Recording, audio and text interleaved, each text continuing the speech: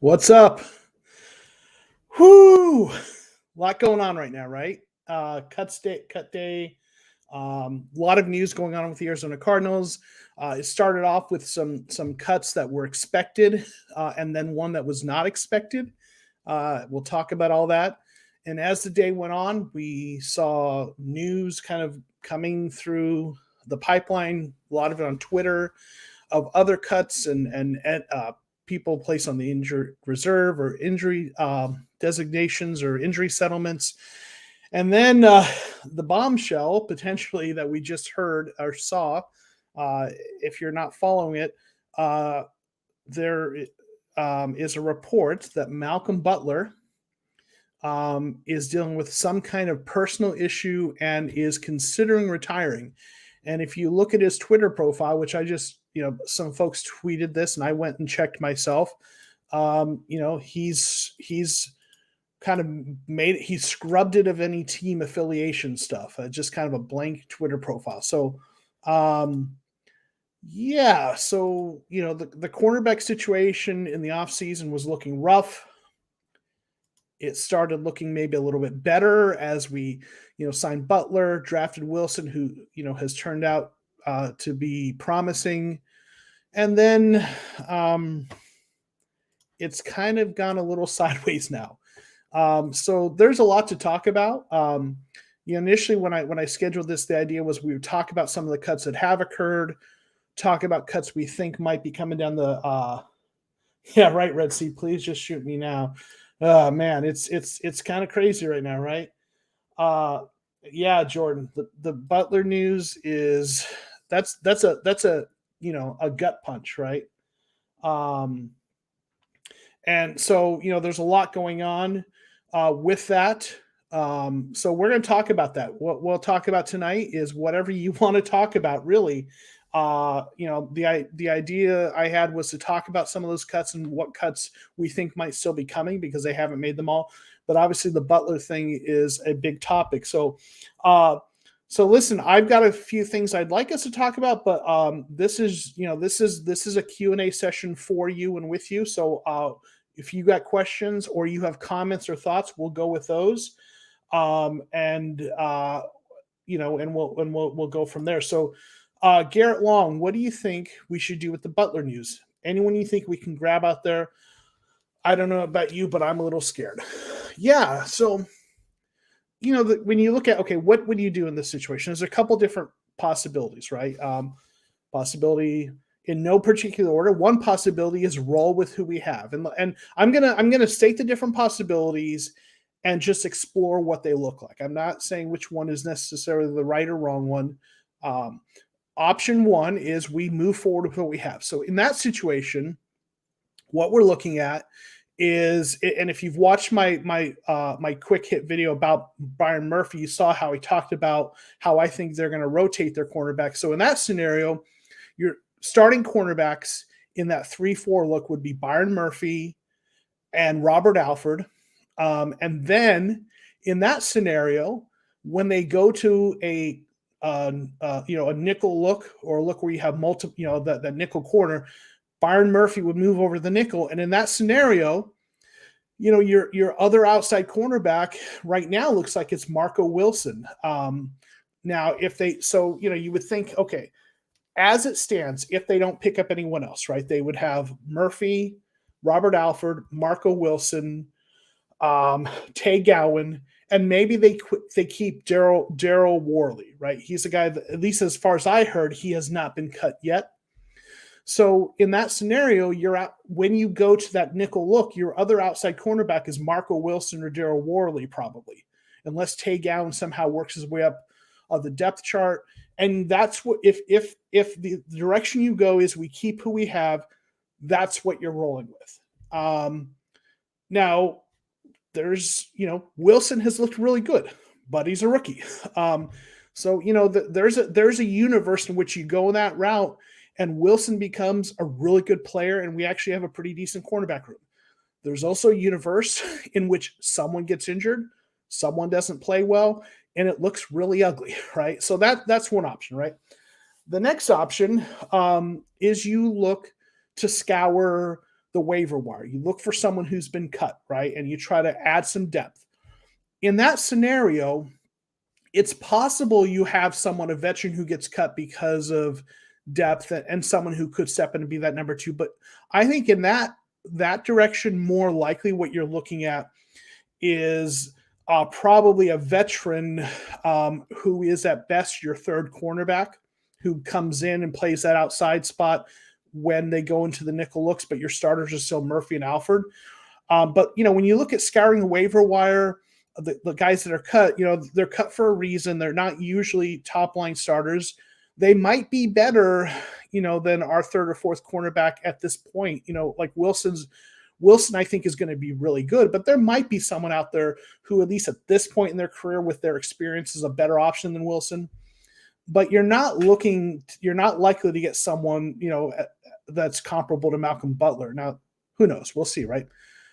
So the next option is trade, right? I hear Paul mention, Richard Sherman's out there. So maybe Sherman's got that off the field stuff going on.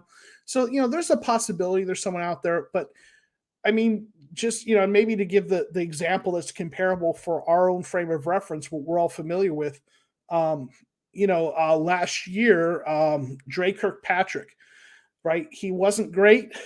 He was a lot of penalties, but that's the kind of guy you're probably getting at best without that kind of situation. That kind of guy, unless someone unexpected is out there. So another option is a trade, and I know a lot of fans are talking about that. They wanted to trade for a cornerback, and that's a possibility. You could trade maybe a player on a roster plus a draft pick for a guy, on another team. I've heard, I haven't looked in this really in depth, but a name I saw floating around on Twitter was like Bryce Callahan. Obviously, Stephon Gilmore's been a name people have been talking about forever. So that's if you want to upgrade and get a really, a good cornerback who's a clearly starting caliber cornerback to deal with that loss, that potential loss, you're giving up some draft capital. And people have different views on that. I think a lot of fans would say, yes, do that. Make that trade. If you've watched enough of my stuff, I'm a little more reserved in my approach, a little more conservative in my roster building approach. And here's what I would say. If you look at our quarterback room, even without Butler, right? Murphy, Alford, Wilson, Gowan, and let's say Daryl Worley. That's not a great quarterback room, but if you take the time, and I've done this before, you look at the quarterback rooms on every NFL team and just look at who they have. It's not as atypical cornerback room as you might think. It's actually pretty average. Now, I get it. You want better than average. Totally understand that. But it's not as doom and gloom as you might think, because even without Butler, this is still better than what we were rolling. I mean, you remember the years when our starting cornerbacks were Patrick Peterson and the other Peterson, forget his first name, I think he was from Oklahoma. And it's not great, this situation, but it's still better than we've had in the past. Now, what do I think they'll do? I think if Butler does retire, I do think they'll look to try to get a veteran in there. And I think we might be seeing, Marco Wilson a lot more quickly than we thought. So it's rough, right? But listen, there's another possibility. Butler has not, as far as I know, announced retirement. He has, Kevin Peterson. Thank you for helping out, MGO. So there's also the possibility Butler, sorts out whatever's going on. And absolutely, Silver Wolf has prayers for his family. Don't know what's going on. When it comes to players, I know fans really feel entitled to be very critical and really, and fans, we're kind of invasive in athletes' life. And I get it. They get paid a lot of money. We're very invested in the teams, but there are human beings, that behind all these situations. So whatever it is that's going on, hope it works out. But it is possible, that he comes back. Now, Jordan deleted his posts and personal issues involving the Cardinals. Maybe. I've not seen any evidence that says it's specific to that. It sounds like, and again, we're all just pulling threads of what we're seeing on Twitter. One of the Twitter reports was that the team doesn't know exactly what it is. I think if it were a team-related issue, I would think they would know, right? That maybe he would have asked for a release or a trade, or there would be something coming out about something. Now, it's still possible that that's going on. We just don't know. So, yeah, the short answer is I don't know. My suspicion is no. My suspicion is it's something else, but obviously I could easily be proven wrong. I'm just going to kind of keep going through the comments. Simmons can play safety. He can play slots corner. Even yeah, good point, Paul. And I've been kind of commenting and having some conversations with folks on Twitter about this. But except it was more in context with what's going on with safety, because they also cut, Chris Banjo, James Wiggins, Sean Williams. So again, unless there's more news, which might be rolling in while we're streaming, last I heard, there are 4 safeties on the roster: Budda Baker, Jalen Thompson, Deontay Thompson, Charles Washington. And Jalen Thompson's, had some history of injury. So, you may have seen the reports recently that, Isaiah Simmons was taking snaps, or practicing with the defensive backs, and obviously coming out of college, he was that kind of Swiss Army knife, played everywhere. And I do think that they're going to view him as a part of the safety rotation, and I'm using that term specifically, not because he's still going to play linebacker some, he's still going to move to slot corner, and in situations where they're having 3 safeties on the field, or maybe even more, he may very well be one of those safeties. But I don't think they're going to move him to starting safety. And in situations, where they have like dime looks with multiple corners out there, a couple nickel corners, he may be one of those cornerbacks, but I don't think they're moving him full time to that. So I think that offsets the thing that it a little bit. Like, you're having not as much depth. If you have issues of depth at safety or cornerback, I think Simmons' versatility offsets that some, but I don't think he's moving to either of those positions full time at this point. We'll see, right? I'm just going through comments, so take a while to get through them. But if Butler does retire, we'll have a grand total of 3 corners who could actively play. Those corners being Murphy, Gowan, Wilson. Alfred is on. Yeah, so Alfred is on COVID reserve, but I think he'll be off of it probably, hopefully, before week 1. It does depend. There's different conditions about that. Whether if a person's vaccinated or unvaccinated, whether there was contact or positive tests. I don't know the exact details of his, but I don't think I heard that it was likely going to be one of the longer durations. But even if he does come back, obviously there's the injury history. So, I mean, you're right. There's a very real possibility that whether it be COVID, injury or otherwise, at this point, it's Murphy, Gowan, and Wilson. And that's a little concerning, right? So then maybe someone, I do think Jace Whitaker is going to end up on the practice squad. And, the rules for practice squad have been made more flexible so they can call them up on game day much more easily.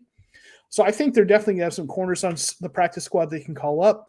But yeah, I mean, I think there's if Butler retires, I do think they're going to have Alfred, Murphy, Wilson, Gowan, and one more veteran.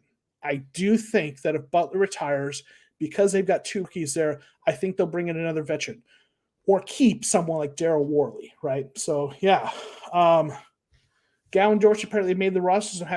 So in fact, as I prepared for tonight, I have this Excel spreadsheet with all of my keeping track of the roster, and I've kind of highlighted and color coded like the players that I have, that we know have been cut or have heard have been cut, the players that have had like IR designations or injury settlements, and I've also highlighted a few players that, through rumors or inferences from tweets, seem like they've made the roster. And the 2 players that got highlighted were Dortch. Someone said that they, on Twitter, that they heard he made it. Now, it's still a rumor until it's confirmed, but at this point, we'll take whatever information we can get. And then Tay Gowan tweeted, a tweet out today of something, thank God or something like that, or praise God, something articulating thanks for something good in his life. And while people of faith will articulate thanks for many things, on a day like today, it's not too much of a stretch to think there's a possibility what he's thanking God for is a place on the active roster, right? Yeah. Yeah, going Island, man. I'll tell you what, I really hope he ends up being the real deal. During the preseason, I watched his snaps closely because if you've been part of this community for a while, I'm a big fan and pulling for him. And he didn't look as good as Wilson, but he didn't look lost. He looked decent. So, I would hate to see him rush into a starting role this early. I think he needs some. He didn't play for a year. And he's a rookie still, but I'm hopeful for the future, right? Okay, Iron Bear, how long you think Cardinals wait for this answer in retirement before making a move to sign someone or trade for a quarterback? That's a great question. I mean, I think here's what I think is going to happen. I think they are going to probably make some roster decisions to protect themselves. Like over the next couple of days, they're going to they're going to do something to make sure their cornerback position is in a place where they can move forward if they don't have him. But obviously, they're going to want an answer from him soon. And I feel like, obviously, they need to know before the week one. How long do I think they wait? My hope is he gives them an answer sooner rather than later. As someone, he's a veteran. Hopefully he. But I think I think I think this sometime this week, and maybe a matter of days. I think, but I do think they're going to already. I think they're already making moves in it to prepare themselves for a world without Malcolm Butler. So I think they're already going to start making some moves. Now, I don't think they're going to make a big trade until they know for sure. But in terms of bringing it, like they'll sign a veteran off another team and kind of do something like that. I think now, right? Murphy, Alfred Wilson outside, take on Worley Simmons can play slot quarterback. Okay, yeah. Alfred's on COVID list. Yep, forgot about that. Yep. Let's see. Sherman's out there. Yeah, we mentioned that earlier. On the COVID list, but off list before season starts. So yeah. Now let me just say this is a broad commentary. Get ready for an NFL season and in a world where at any given point you're just every team is gonna have a few players throughout the season. It's just, and just unless something significantly changes, but if you're following just the cases and the number of cases and everything, they are up again. This is every team is going to be dealing with this. Even players, who are vaccinated and doing everything right, still, if they contract it, the symptoms will be less severe, but they're still going to be out for maybe 1 week. They have to have two. If you are vaccinated and you test positive, I think you have to have two tests, negative tests within 24 hours period. I think. I'd have I'm probably forgetting some of the rules, but anyway, every team's going to have to deal with this throughout the season. Just expect every team is probably 1 or more weeks going to have 1 or 2 players that they're without, and so just get used to that. All right, I'm going to try to go through to the comments and questions. I know some in the chat, some of it's conversation amongst you also. Sherman's done the NFL. Is other thing. Yeah, he's got some stuff to deal with, so we'll see, right? Apparently, Texans open to trade any vet players. They have Bradley Roby and a very solid corner who has played for Vance. Listen, I could see that. The Texans, if you follow what's gone on with them, their roster is bad. Their franchise quarterback, we probably all know what's going on with that. And they've traded away so much draft capital, in the Bill O'Brien year. Like that franchise is in the worst situation I've ever seen an NFL franchise be in my time following the NFL, in terms of the combination of not having a good roster and not having, and having a deficit of draft capital because of trades to not be able to rebuild that well. So, I could see them being in a position where they're like, hey, let's get some draft capital. So that's a possibility, right? Yeah, who's ready for draft season again, boys? Not me. No offense to him personally, it's never personal, but that dude had 9 flags drawn. So many penalties. I'm I'm not for that. Jacob Patrick, yeah. Yeah, I mean, Bradley Roby trade wouldn't be awful, or Callahan, yeah. I'd be all for that, right? Yep, all the safeties behind Budda Baker were cut, right? So right now, the safety room is Budda Baker, Jalen Thompson, Deontay Thompson, Charles Washington.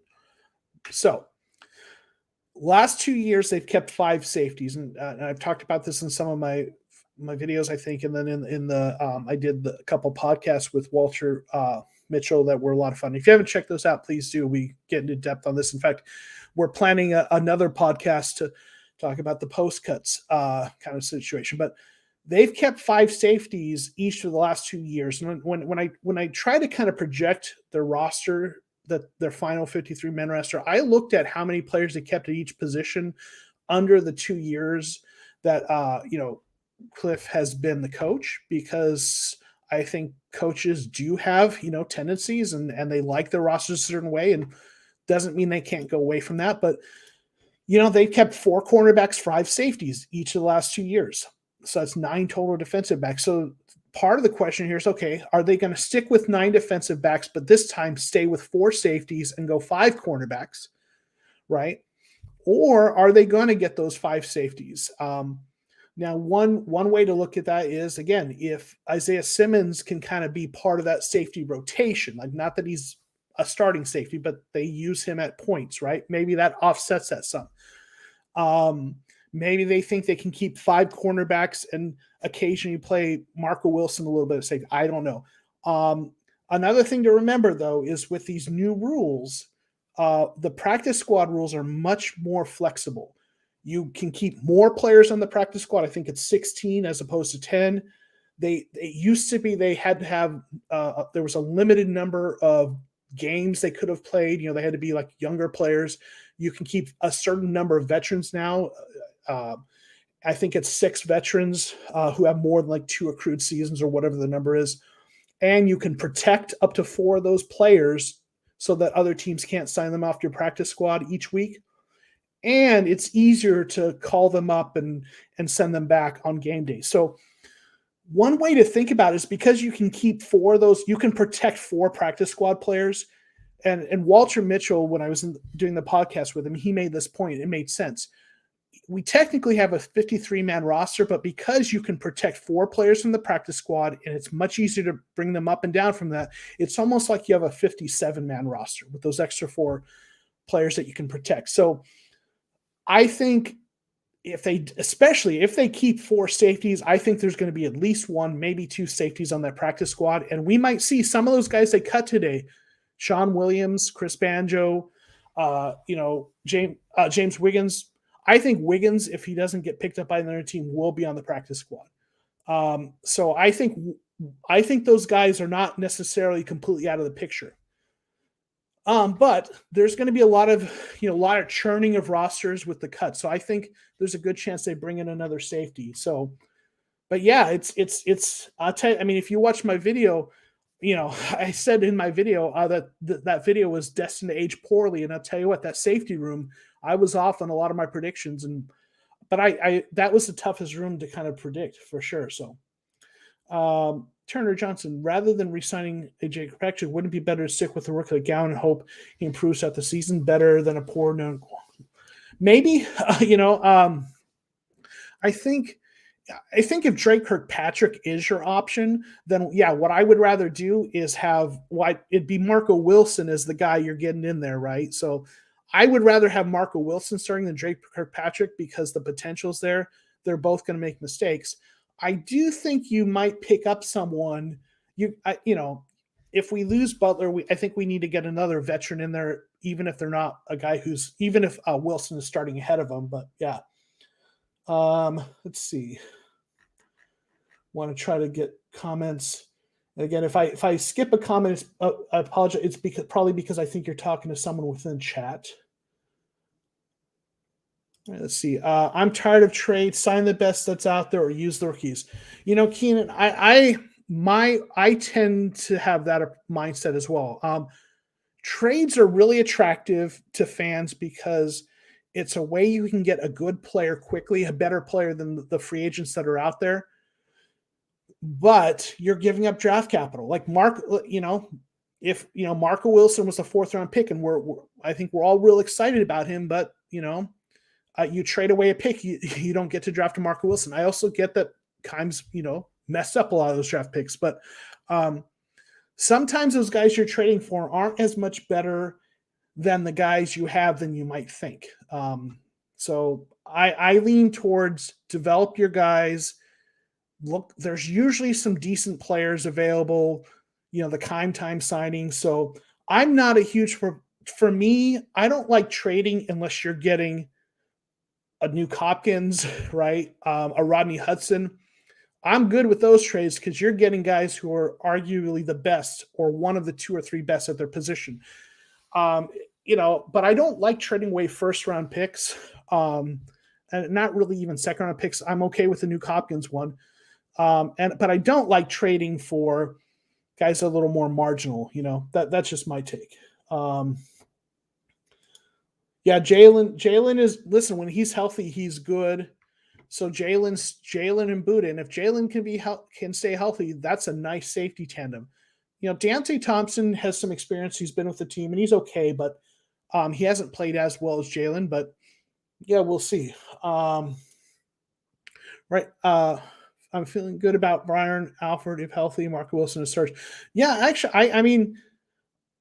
I feel good about those guys if healthy. If those 3 can stay healthy, if you can, obviously you can't tell me that, but if you could promise me those 3 would stay healthy, and that we would rotate those 3 guys, and then have Gowan backing up, and maybe another veteran like Daryl Worley just as another backup, I wouldn't be too worried about that. But that's the thing. If one of them isn't healthy all of a sudden, and I love Gowan, but he's a rookie 6th round pick, so then you've got Gowan in there playing significant minutes, and and maybe, I don't know, we'll see, right? Listen, if you follow the NFL and teams across the league, you see every year there are teams that are starting undrafted rookie free agents at cornerbacks. It's not ideal. We don't want to be in that position, but starting a 4th round rookie isn't the worst thing, right? The corners on free agency market are almost all awful. Yes, right now, yes. There's going to be some churning, though, of the rosters over the next 24 hours, and there may be some names on there that are a little better, but they're not necessarily going to be, necessarily at the level that we have, right? What about saving it time? I'm not sure what you're asking, Roro. I apologize. But Zaven, I think, looks really good. That's for sure. So Quentin Dunbar is a free agent, somewhat decent corner. Okay, if he's out there, then that's worth looking at. I think he got cut recently, so they might look at a guy like that, right? Yeah. So I mean, don't be shocked if the Cardinals do look at a guy like that, right? A couple. Okay. Changing it up. Banjo got released. That was upsetting. 3rd best safety on team. And yeah, so I saw an interesting theory about this. Again, from Walter Mitchell. And if you're not following Walter Mitchell, he does stuff for the Reg of the Bird. He has the Red Rain podcast. I've appeared on that a couple times already. I'm going to appear on it again. Good dude, knows the Cardinals. Check out his stuff. Follow him on Twitter. He's been great to kind of work with a little bit. But he had an interesting theory on Twitter about Banjo that I saw, and he wondered if Banjo has some sort of injury going on, and maybe what they're planning to do is they cut him, but in a couple weeks maybe re-sign him when he's healthy, or re-sign him after the season starts, and then put him on the short-term IR, injured reserve. And here's there's a rule about the injured reserve that is relevant in this situation. If you put a player on the IR in the preseason now, they're done for the regular season. And that's what they did with Darquez Dennard. They put him on the IR. That ended his season. But if you if you sign them, if they're on your roster during the regular season, and then you can put them on that shorter term IR that now I think is like 3 weeks, right? So I'm wondering, and this was again Walter Mitchell pondered this idea. I'm wondering if that's the deal. If they're gonna, if there's a nagging injury and what they're planning to do is they cut him, they're going to re-sign him, put him on that short-term IR, or just sign him when re-sign him when he's healthy. So I don't know that I have no facts or sources for that other than it's something that a speculation, but who knows, right? Over the cap says we have a little over 11 million cap space to get you a tight end or backup quarterback. Yeah, it can if is that guy out there. Now I do think, I mean, yes, that can get you there. That's enough money to get you the kind of guy we need. The question is the guy out there going to be out there that's worth it? I think they're going to bring in I think they are going to bring in a tight end that someone else cuts. Just, their tight end situation isn't good. Max Williams is an excellent blocking tight end, one of the better in the league, but they don't have that receiving tight end. They have a couple of guys, Demetrius Harris, Ross Travis. They're intriguing, but I think there's a better tight end on some that's going to get cut or has been cut. And I think our third tight end is either still on someone else's roster or has recently been cut. So yeah. Yeah, you feel like it feels a little kind of frustrating, right? Where season's starting soon, and we thought we had fixed some of these issues, and then all of a sudden the cornerback issue, right, is kind of yeah. Now the protocol that minimum 10 days being out is for an unvaccinated player who has tested positive.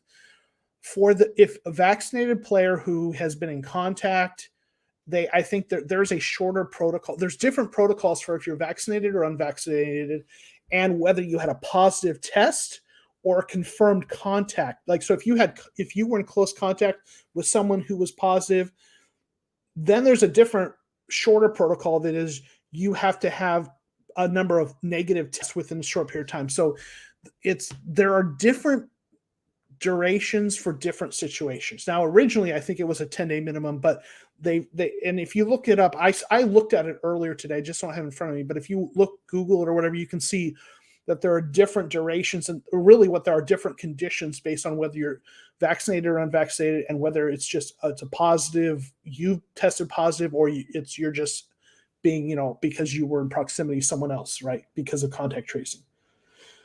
Yeah, so Deontay Singleton, if you're just joining us, what's up with Butler? So there was a report on NFL Network that Butler is dealing with some kind of personal issues and is considering retirement.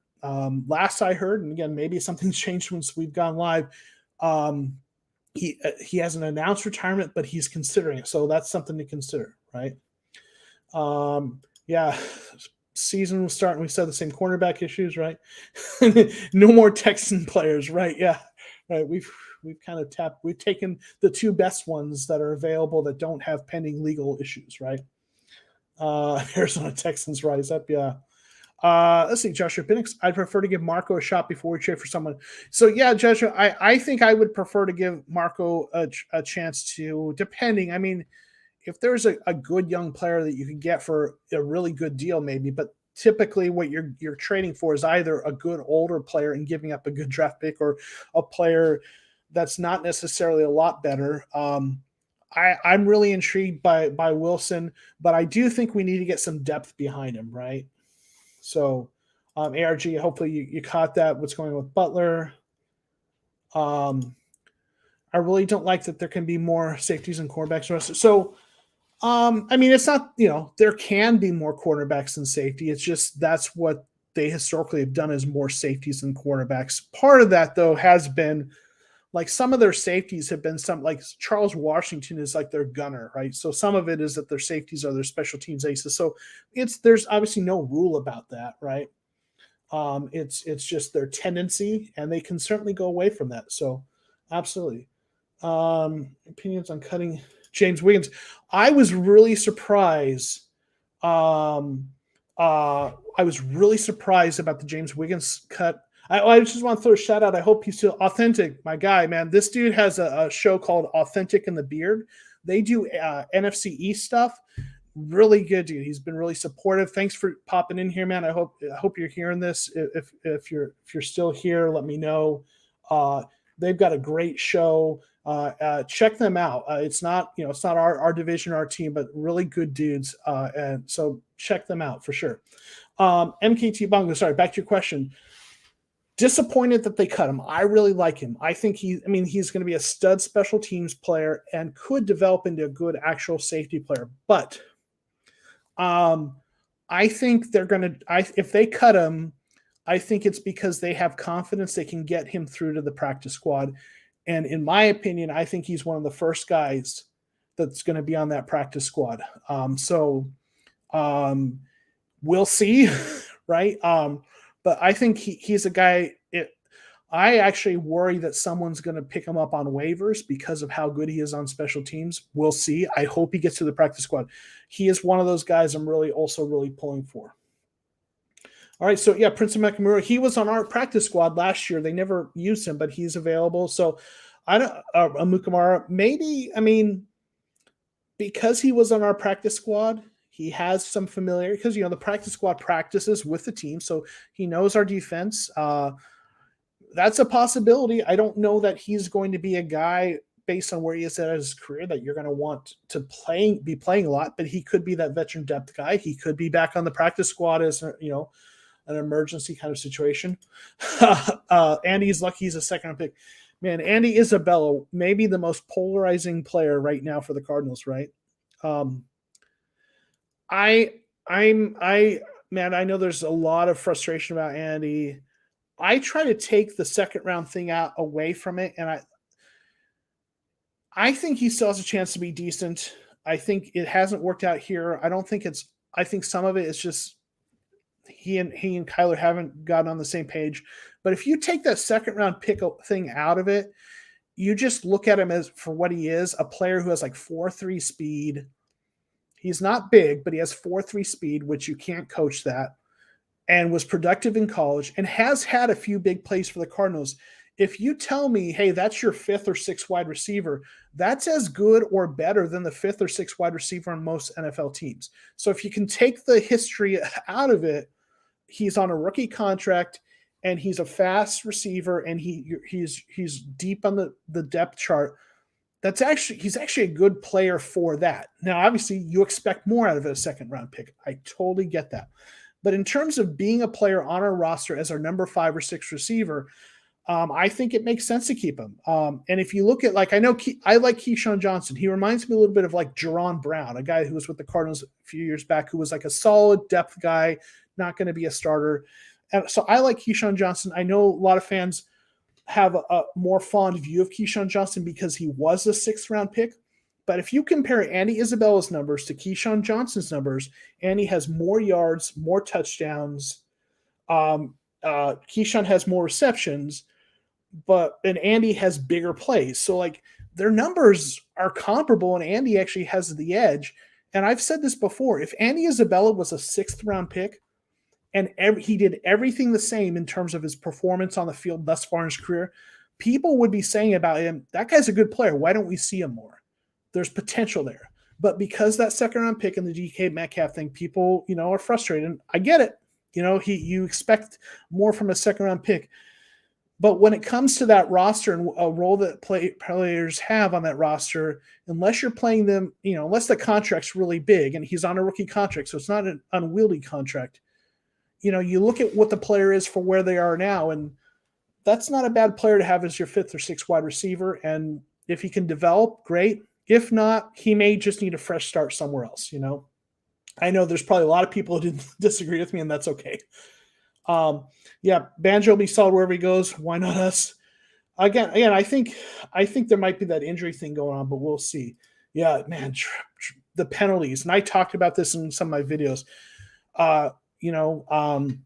Patrick Peterson led the league in penalties amongst cornerbacks, and Drake Kirkpatrick was tied for 3rd. Oh, Mukamara signed with the Raiders. Okay, already. And listen, man, that stuff's going to be happening, right? I'd rather stay away from these journeyman quarterbacks and keep getting cut. Yeah. like I said, for me, I probably lean towards roll with what we got, maybe bring in a veteran for depth, but give Marco Wilson that shot to be that third cornerback. So yeah. Oh no, he is a free agent. So okay, let's trade for Ramsey. Yeah, easy hire me as GM, guys. Yeah, well, listen, Rob, if you can make that trade happen without giving up everything we have, then you'd have, I'd say, give you the job. So Princeism, I guess he's available. I don't know for sure. We're hearing back and forth reports, bro. If you're options for corner, Gerald Worley or Drake Kirkpatrick, might as well die right then. Like I said, those are your fourth guy. Those aren't the guy I want starting. That's your depth guy. But there are a lot of teams that's kind of what they're rolling with as their third or fourth cornerback. So yeah. Clover, still fairly new football. How often does a drafted rookie linebacker start leading the defense from day one? Collins. Yeah, not that I don't think it's that common. I mean, you have guys first round pick inside linebackers that come in and do that. What's his name? Played with the Panthers, retired. Man, my brain's not working, but guys like that. Your really good ones do sometimes, but no, it's impressive. I think that he's done that. He's not the first or only person, but it speaks well that he's done such a good job with that. What's the deal with Jordan Phillips? Ooh. What is the deal with it? Okay.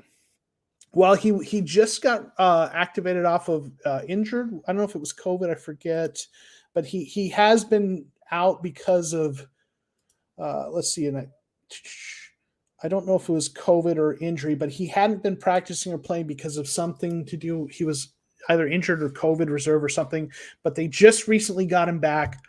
So what's up with him is they're getting him back and he's going to play. Bigger picture, what's up with him? Jordan Phillips is, as a player, is a guy who had a really good season in terms of getting sack production. He had like 9.5 sacks with Buffalo one year, but if you look closer at the numbers, that production was not sustainable. Like when you take a big enough sample size of like pressures and then sacks, like. And I go over some of this a little bit in my Dennis Gardeck video. Like if you have enough snaps over time, things are going to quote kind of regress to the mean, as they say. That like Dennis Gardeck had 7 sacks over like 90 something snaps. If he had 400 snaps, he's not continuing that pace, right? Well, that season where Jordan Phillips had a really good sack production season, he was an outlier of sorts. The rate of the percent of his pressures that became sacks were higher than you would typically expect. So he kind of just had a good fluky season with the sacks. But even with that, if you look at his PFF grades, and I know people have different opinions about those, but his PFF grades have never been great, even that season when he had those sack numbers. So that means he gets those big plays, but he doesn't consistently do all the other stuff or get those great good plays as consistently. He's not as good against the run.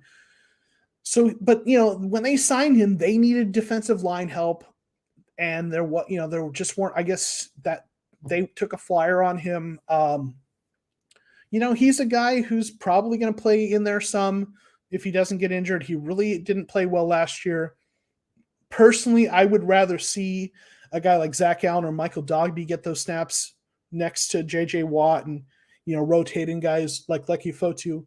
But the deal with him, part of it is his contract. The dead cap number is really bad if they try to cut him.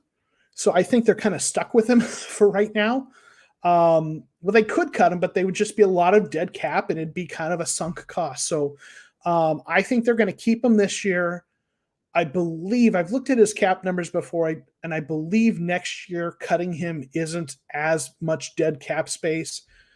So I think they're going to see what they get. They're going to give him another chance, see if they can get something out of him, and he might be gone next year. But if he plays well, he might be back. I don't know, but I don't know. Maybe I gave you more of a broad picture than you're looking for there. But yeah, JP, there's a lot going on, right? Yeah, JP. Yeah, Walter Mitchell's he's great. Awesome for sure. Want to see Alfred play a handful of regular season games, show up, he can stay healthy this time around. Yeah, for sure. I mean, he was a decent cornerback with the Falcons. He was a little bit prone to penalties and made some mistakes here and there, but he's a decent cornerback if he can stay healthy, and would, feel bad for him. He had those 2 injury seasons. Would love to see him healthy and kind of have a comeback, right? Proud Cardinals fan since 64. Where's Roger? When you okay, yeah, right, nice, yeah, man, you got me beat. I've been a Cardinals fan since they moved to the Valley. I was living in Arizona in 1980. I'm from Arizona. Lived in California as a kid for 10 years. Moved back in '87. They moved in, I think, '88. So I was aware of them. Kind of started to be a fan, and I think 1993 was when I really started paying attention, started watching the draft and stuff. But so fan since 1964 has got me beat. Never made it this far, so let's see. I'm not sure who you're referring to, but okay. Here we go. Phillips has been very underwhelming, and apparently is back from the COVID list. Okay, so it's COVID and almost fully healthy, so I hope he plays great this year. Here's hoping. Like, listen, his past production hasn't been good, but I want to see him play well. If he can turn it around and be a better player, I'm all for it, right? It's never personal. I would love to see any or all of our players succeed. Listen to that podcast the other day. Walter has good knowledge, mic quality, sure, yeah. Walter's great though. I think he might do that on his phone, but no, man, that guy is a wealth of knowledge. I love talking to him in football. Yeah, Dan Arnold was a nice receiving tight end. It was sad to see they didn't re-sign him. Right now, it's really looking like looking like we could use him. Right? Is Butler going to retire? Don't know, Jovan. Hopefully not, but we might. Right? I'm really hoping Josh Jones starts a right guard. He looked awesome in the preseason, and Winters, Murray are barely average starters with no potential. Winters is a guy who's been around for a lot of years, and we kind of know what he is. He's a guy who, in his best seasons, will grade somewhere in the 60s PFF, which isn't bad, but is more going to, just kind of average, not really great in pass protection. Murray is a nice, versatile player. He started for them at tackle, and he's been a guard. So Murray's a nice guy. Justin Murray's a nice guy to have on your roster who can, fill in spots. And he's a capable starter. But Josh Jones has higher upside than either of those two. He's more of a tackle by trade. But if you kick him inside, he can. You can do that. And I think at some point he's going to be our starting right tackle when Beachum, at some point retires and moves on, but we'll see. But yeah, I mean, he was a 3rd round pick who a lot of people thought was going to be a 1st or 2nd round pick. He has a higher upside to be a better player than either of those two. So yeah, I'm with you there. Right. All right. I mean, Red Sea, you probably saw that video. I talked about that a little bit. He doesn't have the same wiggle as Rondale Moore. But I think, and even when I look back at kind of my assessment of him, I think we're underselling him a little bit as a route runner and his ability to get open a little bit. In fact, some have said part of the problem is he got open so quickly that sometimes the Kyler didn't know where to get the ball to him, or couldn't get to him in time. I don't know. When the All-22 film is available again, I might go back and take a deeper dive look at Andy to look at his snaps a little more closely. So, but he's not Rondale Moore, that's for sure, right? Yeah. I hate the pick. I wanted McLaurin. Yeah, I mean, McLaurin has really turned into a really good receiver. So for sure, I'd love that. He's a guy you'd love to have, right? A star, a budding star. Lennon, life is complicated sometimes, and who knows what he's going through with, right? How can he decide he wants to be retired? Who knows? He's been playing for a while. I don't know what's going on, so I try not to judge people's situations if I don't know what's going on. Oh, MG, that Luke Kuechly, that's the guy I was talking about. Yeah, thank you. That's guys like Luke Kuechly come in as inside linebackers and will right from the bat will sometimes, run the defense like that, but it's not every, it's usually a really good rookie who can come in and do that. Yep. Malcolm Butler may retire. Recent flight plan takeaway. Kyler's embraced the leadership role more and is holding himself accountable. Love to see it. Yeah. Yeah, that's what it looked like, right? I'm always a little, when it comes to perceptions of players, attitudes, opinions, leadership, I'm always a little kind of cautious about that because one, and I think I've talked about this before. We as humans are notoriously bad at reading body language and people, like there's research on this. And as a fan, we only see so much of what's going on with Kyler, but most of what's the stuff that's going on is in the locker room between him and his teammates. So for all we don't know, for all we know, he might have been doing that forever. Maybe he's been that kind of leader since season one. Maybe he hasn't. I just try to reserve judgment on those kinds of things and I try to kind of evaluate only what I see on the field for the most part. I mean, you can't always do that, but so it's hard to know if you're not in there. But then the flip side of that is, man, flight plan is great, but it is still a production that is a PR branding production. And, I am sure that segment with Kyler embracing leadership and being vocal was very intentional, right? The PR department, I think Mark Dalton, I think is the name of the guy who runs that, if I'm not mistaken.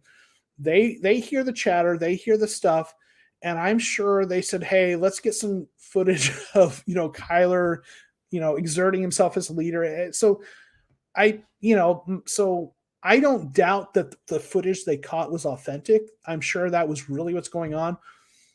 But I have to wonder if the inclusion of that segment was a response to some of the public narrative. So, but yeah, it's interesting to see. I think Kyler's fine. I think he's got the arm talent. I'm not worried about the leadership. I think there's different ways to lead. He needs to improve in areas, but he's also a young quarterback, so that's to be expected. Does anyone else see Hopkins' film and really can't believe he's a Cardinal? Because I've loved Hopkins as a player since before he was a Cardinal. So sometimes I have to pinch myself like, dude, I get to root for this guy, right? On Sundays, right? Yeah. Devin Kennard to be traded, cutting him is too costly. Yeah, I mean, he's got another contract. He's another one where like the dead cap is kind of a little funky. I think, his contract isn't as bad as Phillips. He had a rough year, but he's still a decent depth player. I don't, they have some depth at that position with Gardeck and such. But I don't know. I think he's not a bad player to have on there. How is your day? My day is good, Lennon. Well, thank you for asking. And I watch your videos when I see them come up, man. So I saw you did a video recently about the Cardinals and stuff. So in the division. So yeah. All right, so cutting him should save just about $7 million. I wonder what the caps cut is on that. Apple or Android. So are you asking about Walter Mitchell's phone? I don't know. My phone's an Android, but let's see. Okay, oops. Sorry. He has 5 cap hit if cut, only 2.3 in trade. Okay. So there you go. Rondale more healthy is going to light the league up, considering they have cornerback 3 and 4s on him. Almost impossible guard him. Open space pump. Yeah, I am excited to see him this year. Again, health is the only question with him, but he's going to be a better slot receiver than anyone we've played the slot in terms of his ability to make people miss. I mean, they've thrown a lot of passes to Larry in the slot, and then and Kirk should have been playing in the slot, but they played him outside more. And man, there's just going to be, he's going to, think about all those screen passes they threw to Larry Fitzgerald, and Larry would catch it and then run for about 5 or 6 yards. Those kinds of throws are going to be going to Rondale Moore, and he's going to make something more out of it. So I'm really excited about it. Play a song. I think I've said if I get to 3,000 subscribers, I might play a few chords on my guitar, but it won't be more than a few chords. I'm not that great. Hey, Paul, thanks for being here. I Am I going to a season game? So you may, if you follow me, my channel, you may know that I don't live in Arizona. My career has taken me to the state of Georgia, but I will tell you, I have bought 2 tickets to a game that's going to be somewhere here, kind of on the East Coast here, and I'm going to take one of my sons and planning to hopefully maybe even take some footage with my phone and maybe even post a little, vlog style video. So, Lord willing, knock on wood, if games don't get canceled, I do plan to go to a game this season, but it will be an away game. And when I do, hopefully I plan to post something about that. So yeah. Kyler is amazing with Rondo Moore, AJ helping pressure Hopkins to be MVP. And O-line gets better clipping.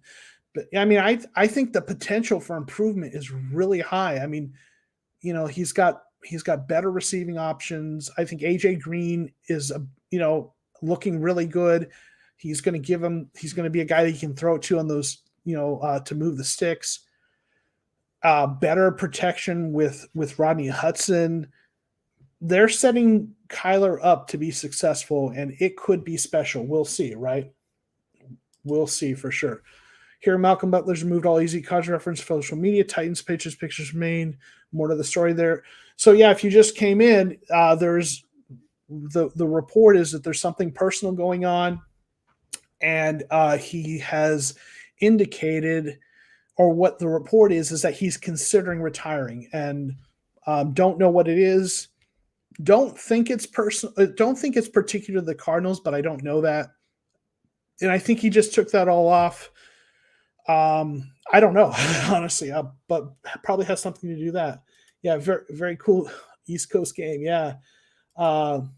Most important, enjoy the game with your son. Yes, yes, absolutely. And my son is 6 years old, and so it'll be a kind of a cool experience for him. So yeah. Zaven play recognition, play speed looks impeccable for a rookie. Clean up some of the missed tackles. He was a special linebacker with size speed. I could absolutely agree. When they drafted Zaven Collins, I wanted a cornerback in the first round. I didn't dislike the player. I thought from what I had seen from him coming into the draft that he was a good player. I just felt like middle linebacker seemed like a weird pick in the first round.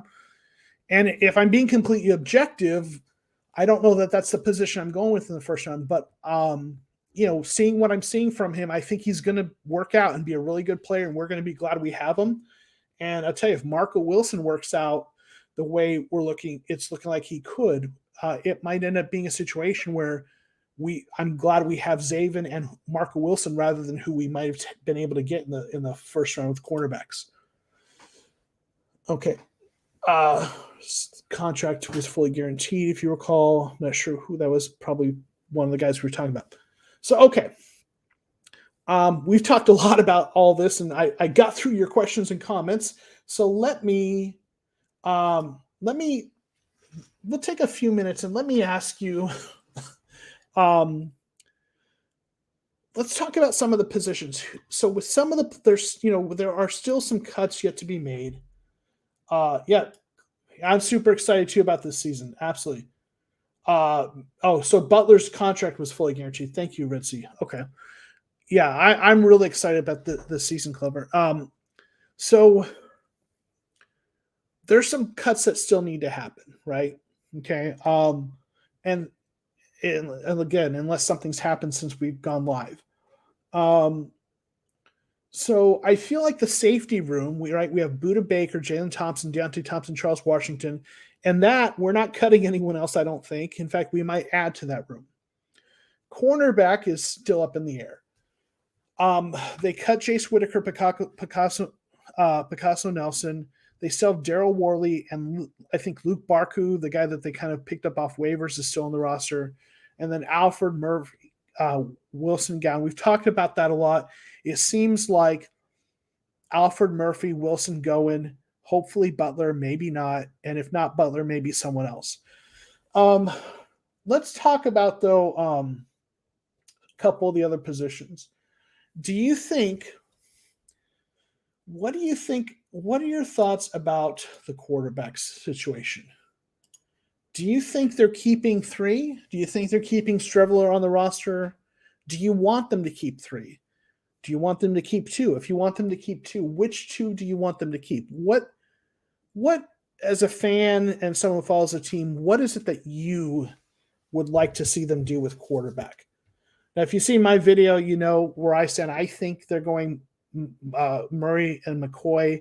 Personally, I'd like to see Streveler on the practice squad. But what do you want to see as a fan? And or do you have predictions for what they're going to do at quarterback? All right, so I'm hearing, okay, so I'm Bear says he thinks keep 2. They might keep Strev, use him on short down plays, kind of do the, kind of the Taysom Hiller thing. Okay. Gotcha. Okay. And then they clearly left Streveler because he most likely wouldn't make any other team's roster. So they definitely want to keep him as they have, but probably put him on the practice squad. Okay. So you think put him on the practice squad. You don't like Streveler. Yeah. Roberto, I've said before, I'm done with the Chris Streveler experiment. He did look good in that Kansas City game on that last drive, but I think Colt McCoy is the right kind of backup, a veteran who can step in and kind of drive the bus if you need. If you want to put Streveler on the practice squad, try to develop him, maybe, but that's, yeah. No reason to keep 3 at all. Keep McCoy's backup. I think this is especially important with the COVID protocols. Absolutely. Now, you need a third quarterback in case something happens, and you need that person accessible in the practice squad. And you kind of need to have one quarterback. If y'all follow what happened with Denver last year, where they had a situation where they did not have a quarterback and who could start, and they started a wide receiver who played quarterback in college off the practice squad. So you need one quarterback on that practice squad who doesn't get in contact with anyone, who is living in a bubble, right? So that the COVID thing, doesn't become a problem. So keep them. Yeah, keep McCoy as a backup. No reason to keep all 3. That's where I lean, but you need someone on the practice squad. Okay. Yep. Red Sea seems to say that too. You hope they're keeping 3. I think Chris can be really good. I think you think you're his only fan. Yeah. And CFL tape is impressive. I'll tell you what's impressive is that getup he was wearing celebrating that CFL Cup or whatever it's called. You've seen that with the coat and the cowboy hat, and he had a little bit of a remind me a little of what's his name, Ryan Fitzpatrick. But yeah, it broke our heart last year. I mean, all he needed to do was be competent, and we could have made the playoffs, right? Denver last year was wild. Yep, that was crazy. I watched part of that game just because I wanted to see how it looked, and it was ugly. You need a bubble boy quarterback, right? Simon says, I think they'll keep Streveler. His legs set apart from other third string backups in the league. Yeah. I mean, I liked what I saw in the Kansas City game. I just need to see that, more consistently. Yeah, the fur coat, that was awesome, right? All right, so hearing some different opinions. Okay, what about 2020, and just put this into perspective, J.J. Watt, Tanner Hopkins, Rodney Hudson, A.J. Green are all Arizona Cardinals. Just mind-blowing. Yeah, and if it were 2015, that would be even more mind-blowing because these are all veterans, but they're still good players. And, well, obviously Hopkins is still in his prime, but yeah, that even with their advanced age, that's still a nice set of players to add to this, right? So, okay. So what do you think about running backs? Because this is another position where there's a question. Do we keep 3 or 4? Last 2 years, they have kept 3 running backs in the week 1, the beginning of the season roster, but they've had a few more later in the season. So obviously, Edmonds and Connor are making the roster. And then there's a question of, do they keep 3 or 4? They cut Tavian Feaster, and Benjamin and Ward, last I heard, have not been cut yet. So do you think they should keep 3? Do you think they should keep 4? And if they keep 3, who should they keep? Okay. Keep 4, Eno as third and kick return. Okay, so you keep 4, Eno Benjamin, have him as the third in the rotation and have him doing some kick returns. Okay. Jordan, I'm okay with just keeping He looks so good, but I'm okay with keeping Ward as the fourth. He looked decent. Okay. Sorry, this jumped on me. I say 3 because only one is on the field usually. Okay. 3, keep Eno. Okay. Definitely keep 4. It means Connor split carries. Eno is a good backup. Ward is a solid special teamer. Okay. Keep 4 with extra spot open up for 2 quarterbacks only. Streveler's basically an extra running back anyways. Okay. Ward is ball and keep 4. Okay. I go back and forth on this. Connor has injury history. Chase gets banged up sometimes. So they may want to keep 4. Okay. I think there's wisdom to that because you do have, you have you have a couple, your top 2 running backs both have had some injury history. Edmonds missed a few games, had some injuries. Connor, the thing that makes me wonder if maybe you should just go with 3 though is, again, with the practice squad rules being more flexible, and running backs. And I'm kind of a believer that running backs, there are good running backs, great running backs, and average running backs, no doubt. But your offensive line and scheme makes that running game go. I mean, you look at what Kyle Shanahan has done. Up until drafting Trey Sermon, he's gone with undrafted rookie free agents and moved, swapped them in and out, and they've done well.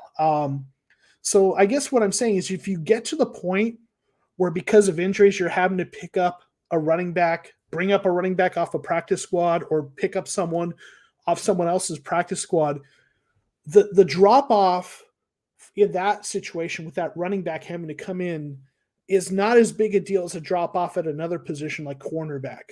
So I think it's a position where if you're having to pick someone up off a practice squad and they're having to get some carries for you, it's not the worst thing ever. So for that reason, I'd be okay with 3. But I see the argument for 4. But I'm with you. Those of you who are saying Eno's number 3, I'm with you guys on that. Keep 3 Eno over Ward. I think they want to keep as many players in each position they can with COVID. Yeah, and that's true, But again, you can bring those guys up from that practice squad pretty quickly. So I will say this. Obviously, if they keep 3, there's at least 1 running back, if not 2, on that practice squad. So for sure. So wide receiver. Let's talk about wide receivers a little bit.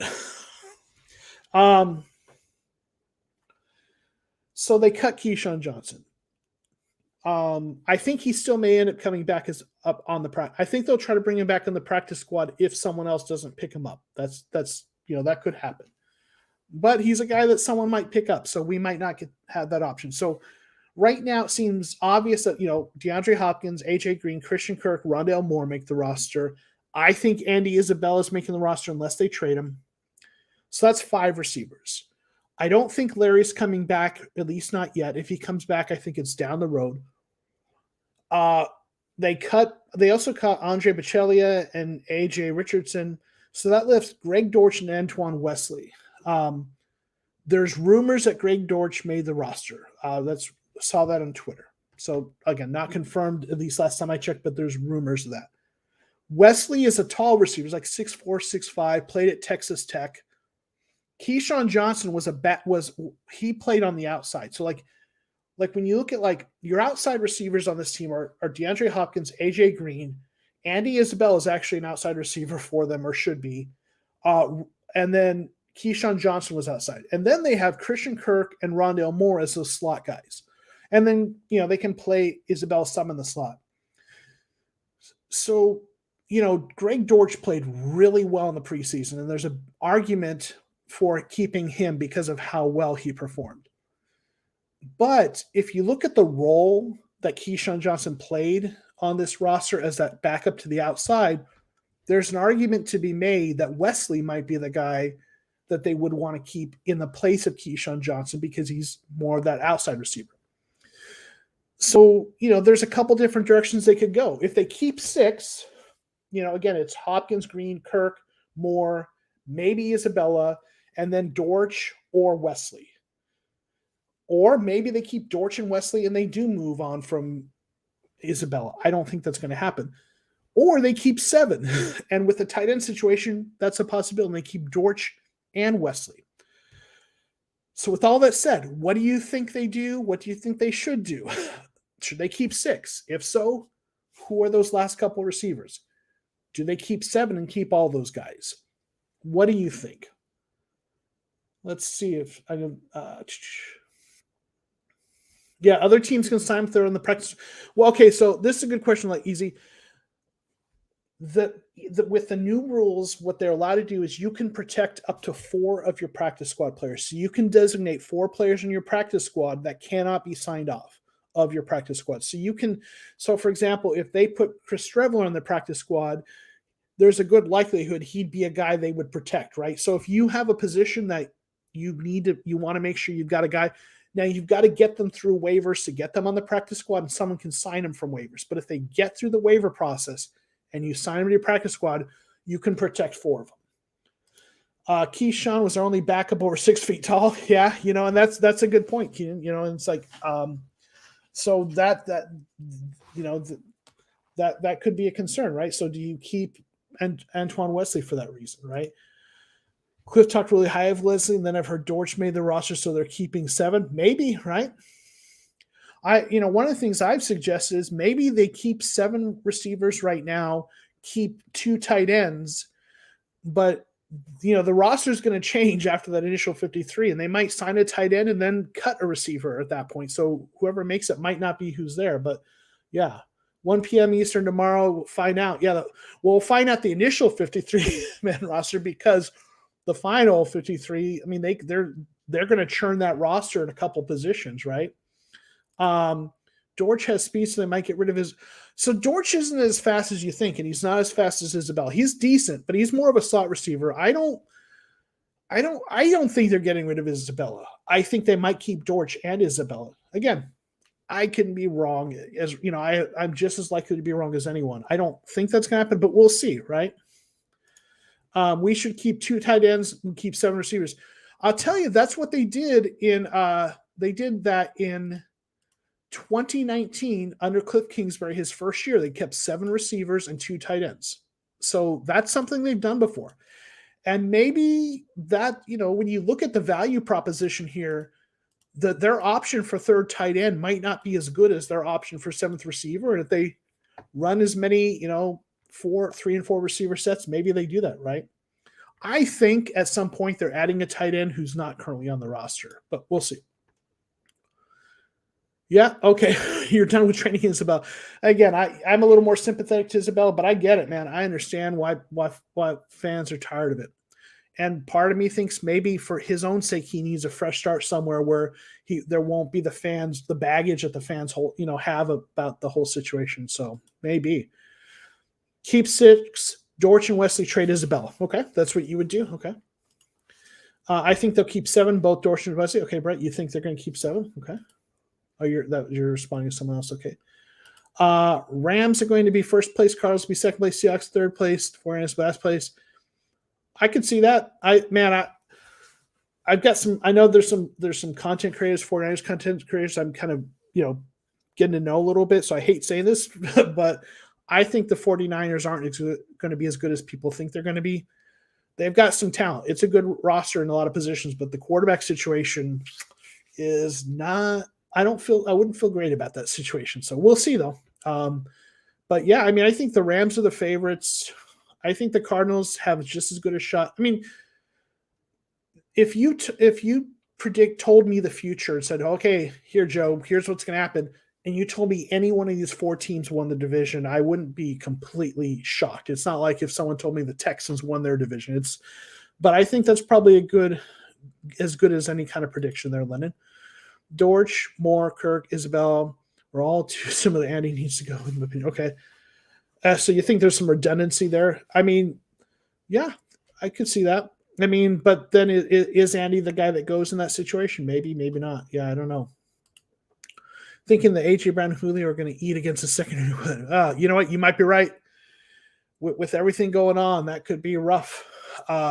Rough game 1 with all the questions and uncertainty with the Malcolm Butler stuff. We're going to see. But you may be right, Mr. Mono.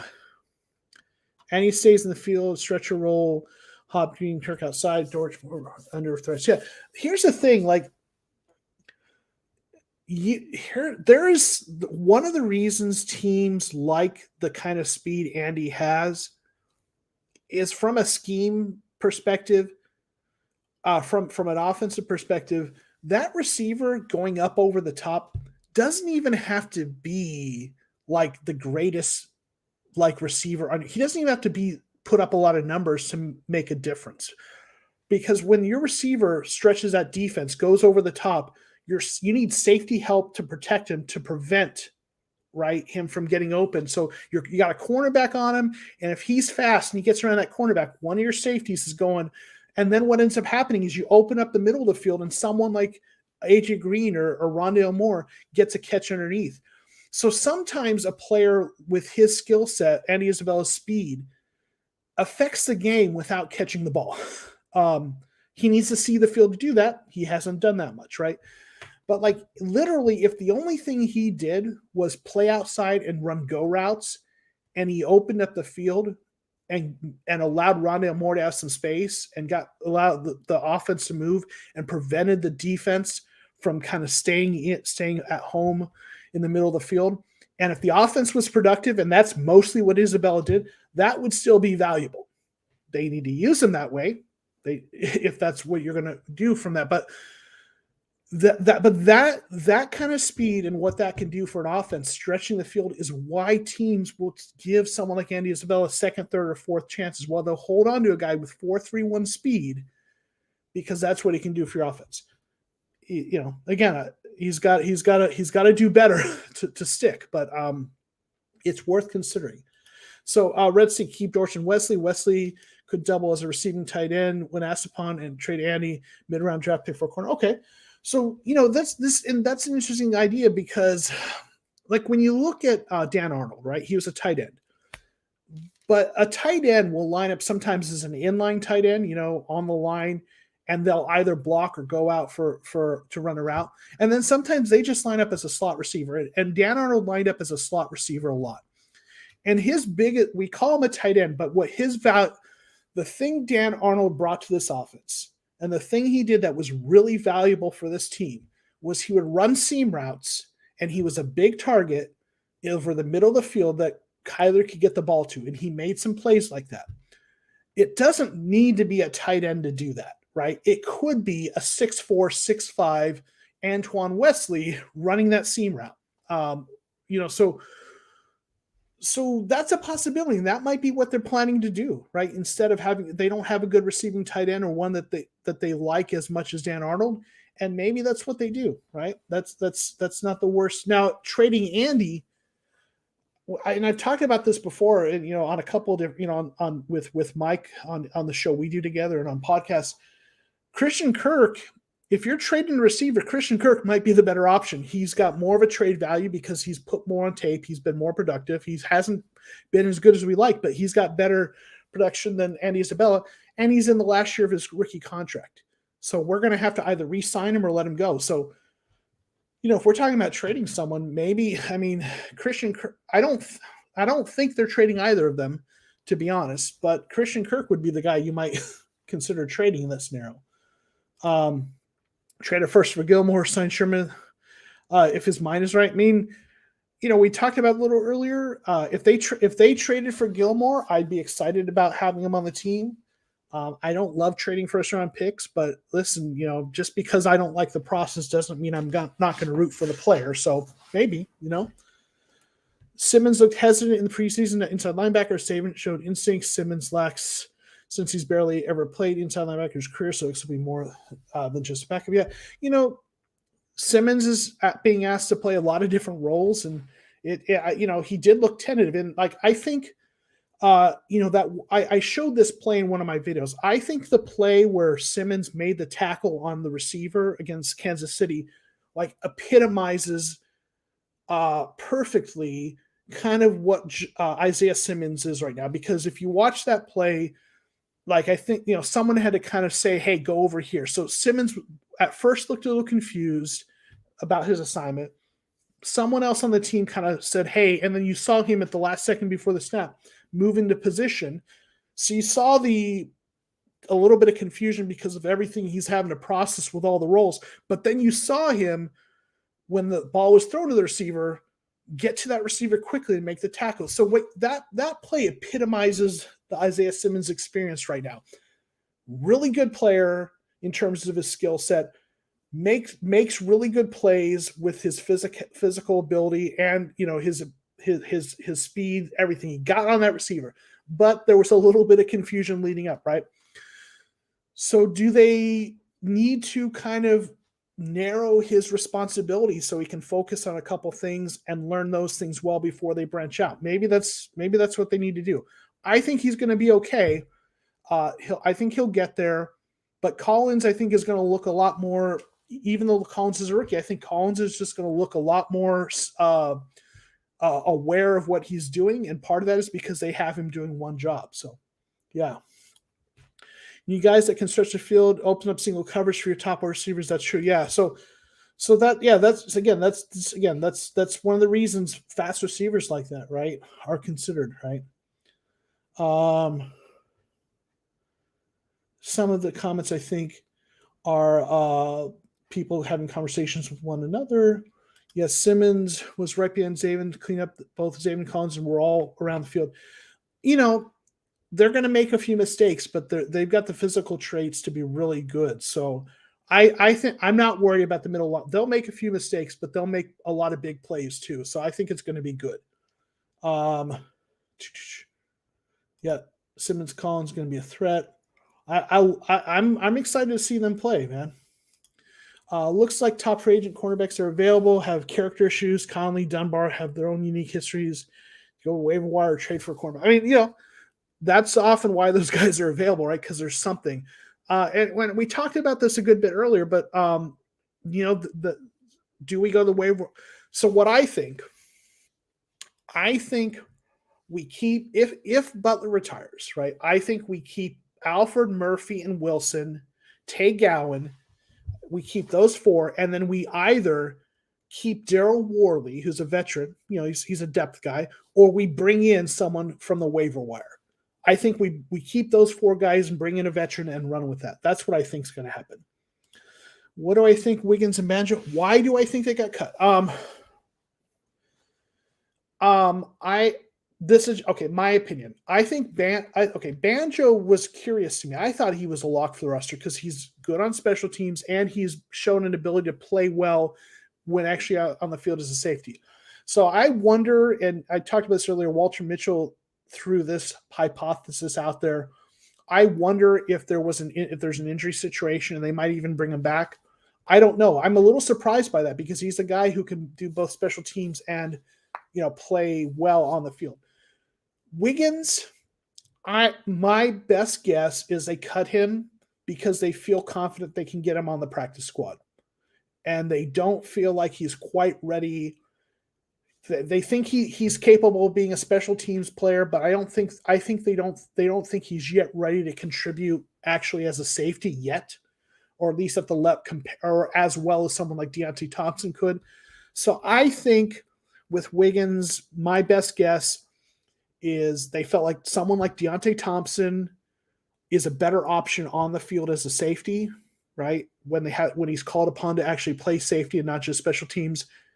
I think they felt like Charles Washington is as good or better of a special teams player than Wiggins. So I think between those two players, they've got better options in terms of playing in special teams than where Wiggins is at right now. And they're going to try to get Wiggins on the special team and develop him and hopefully down the road. That's what I think. With Banjo, that's a little hard to tell. It could just be the numbers game. Could be injury. That one I'm a little more confused by, right? I mean, I thought Wiggins was going to make the roster, but it was always a possibility that he wasn't going to, right? So yeah, good questions and comments. All right, we talked a little bit about tight ends. So let me just ask you this. And I'll go and answer this question before we move on. The GOAT Minik also got cut. That dude was a beast, man. He's better than – just kidding, right? Yeah, that guy was a turnstile in the one game they played. coming out of the draft, he didn't have the elite physical tools. He was a guy with a lot of experience, but not high-end traits.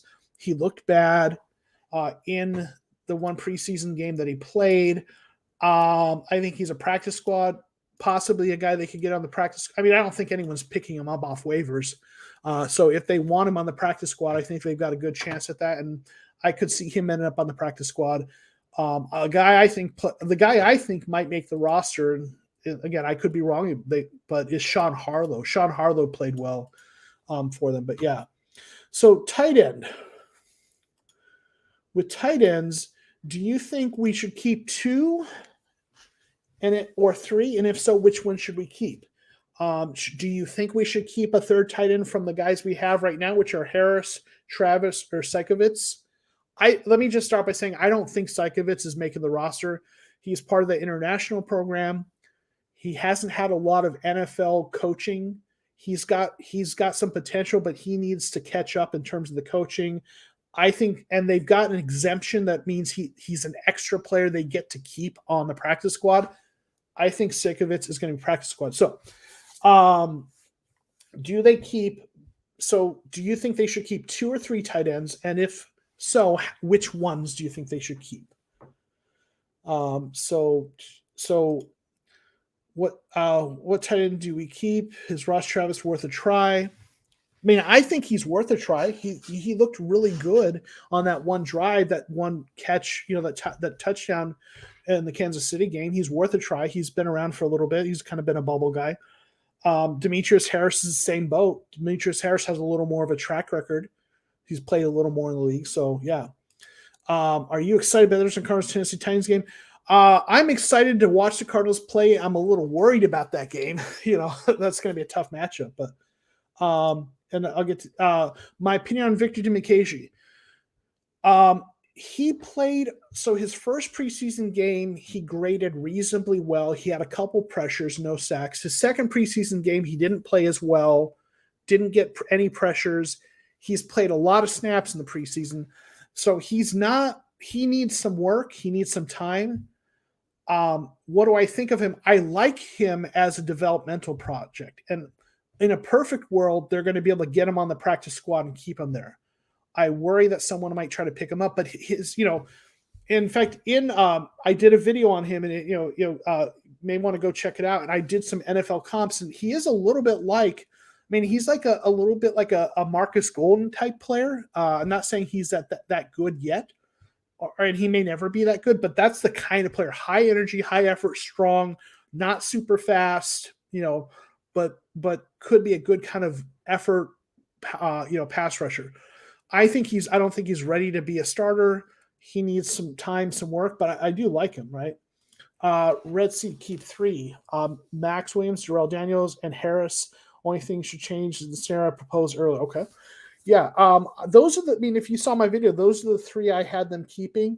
But I could see them keep, dropping one of those guys, picking up a free agent, right? Pretty pissed about keeping Williams over Banjo. I hear you. Now I will tell you though, Sean Williams got cut. I don't know if you saw that. If assuming you're talking about Sean Williams got cut a little bit later. So now we actually have 4 safeties right now: Baker, Thompson, both of the Thompsons in Washington. Now they may end up picking someone up, right? And yeah. So I see that someone already told you that. Okay. You like Demetrius Harris? Yeah, so he's bigger than Ross Travis, right? And that's but he's also a receiving tight end, so that's part of the reasons I kind of went with him. Yeah, Chase and Byron look like they're the biggest candidates to break out this year. Okay.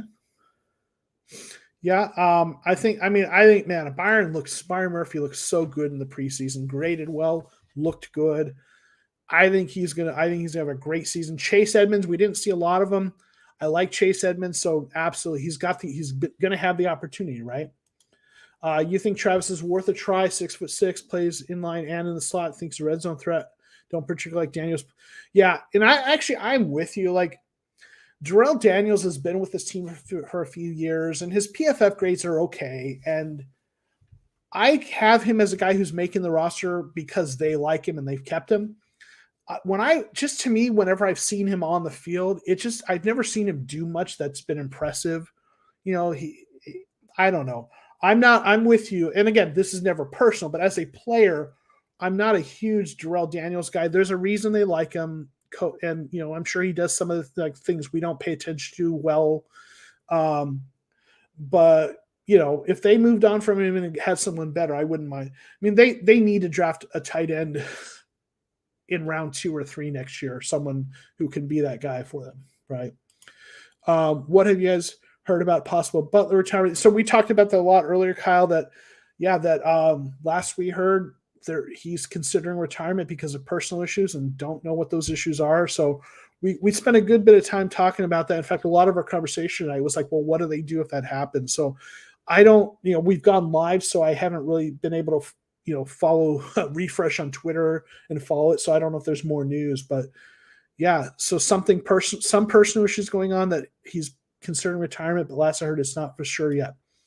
Daniels had that catch against Miami. He has ability, was a very good mid-round last year between skill set data. Okay. I mean, he's fine, he's in a perfect world, he's your third tight end, not your second.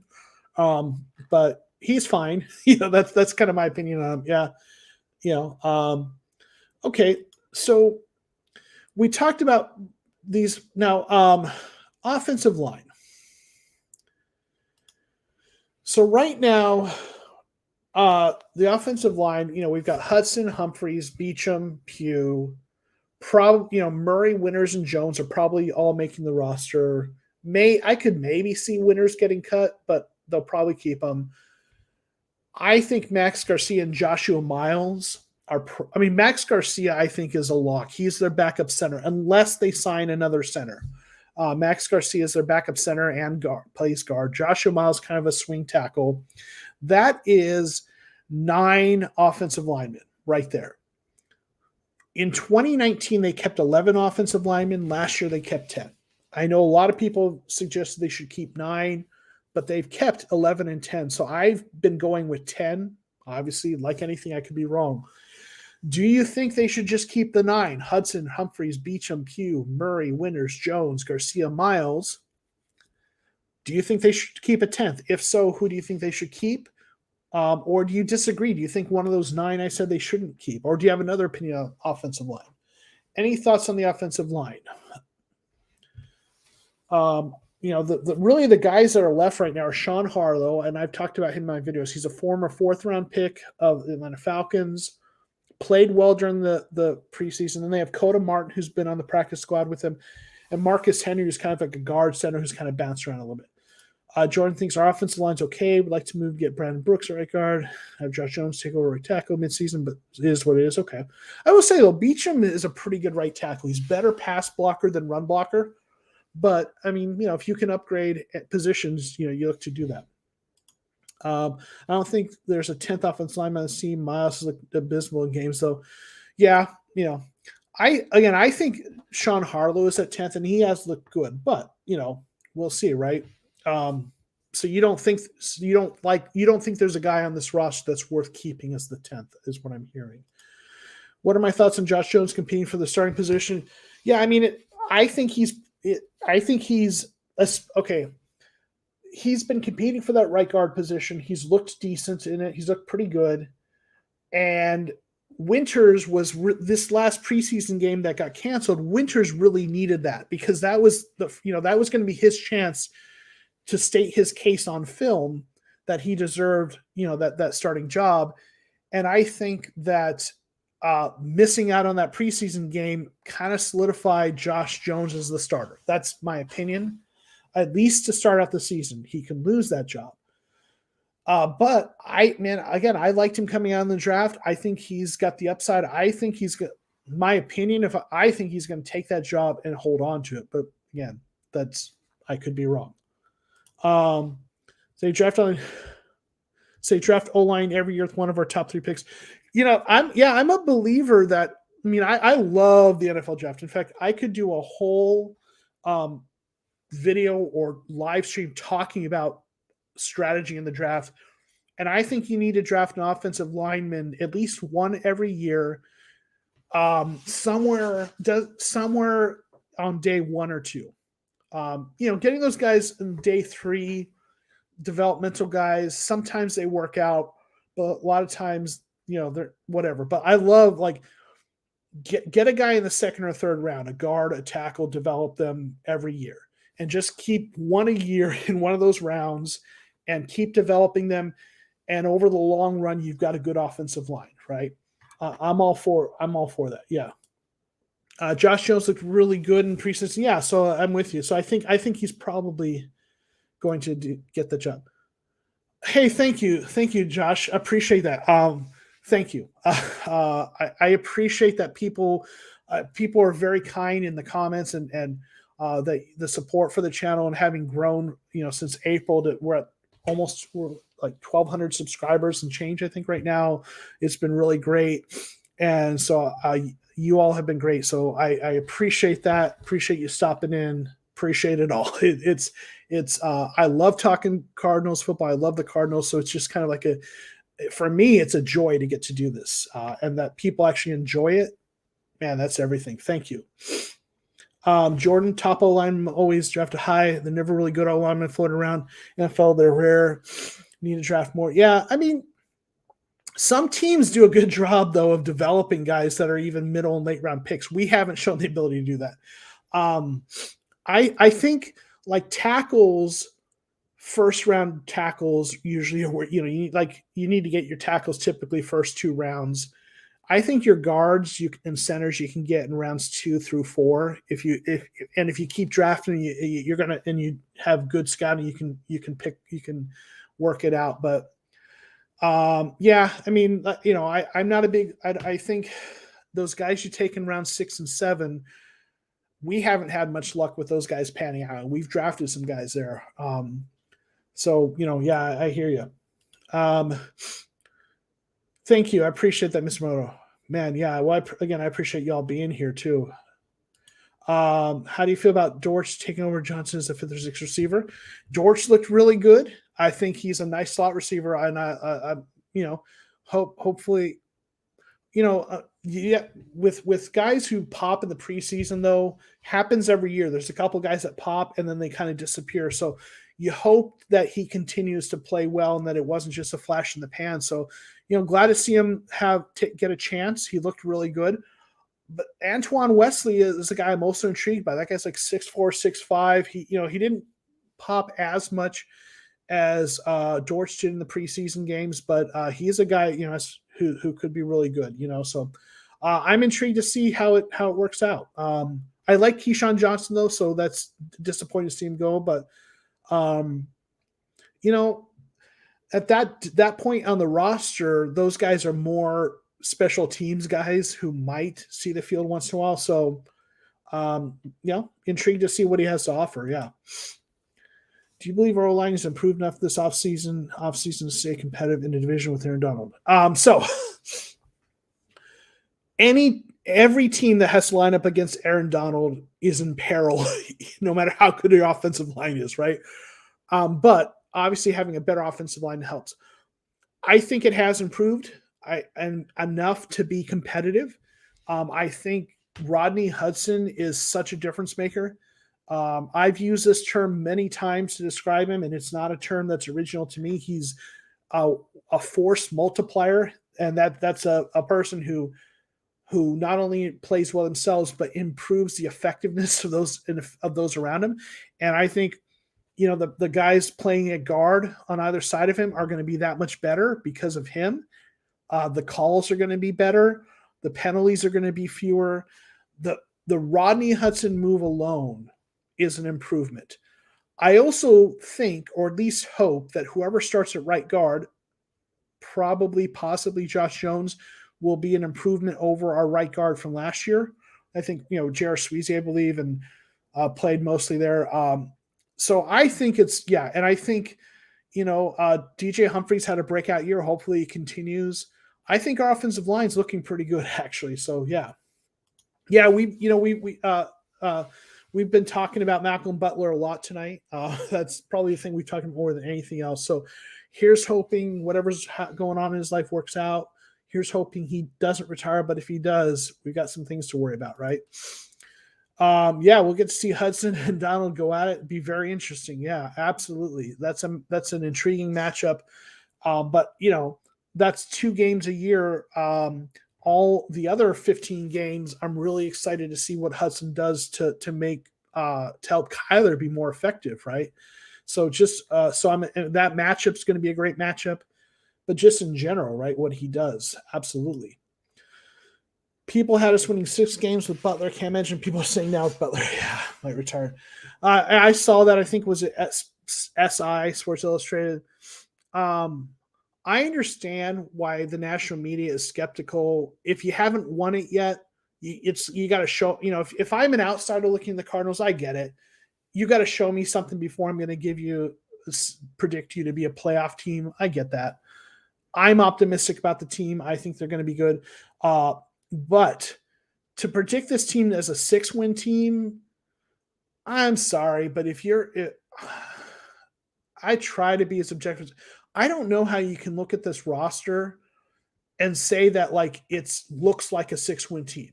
Now, if things go wrong, right? Someone gets injured, if you have injury problems, any team can have a really bad, can go bad, right?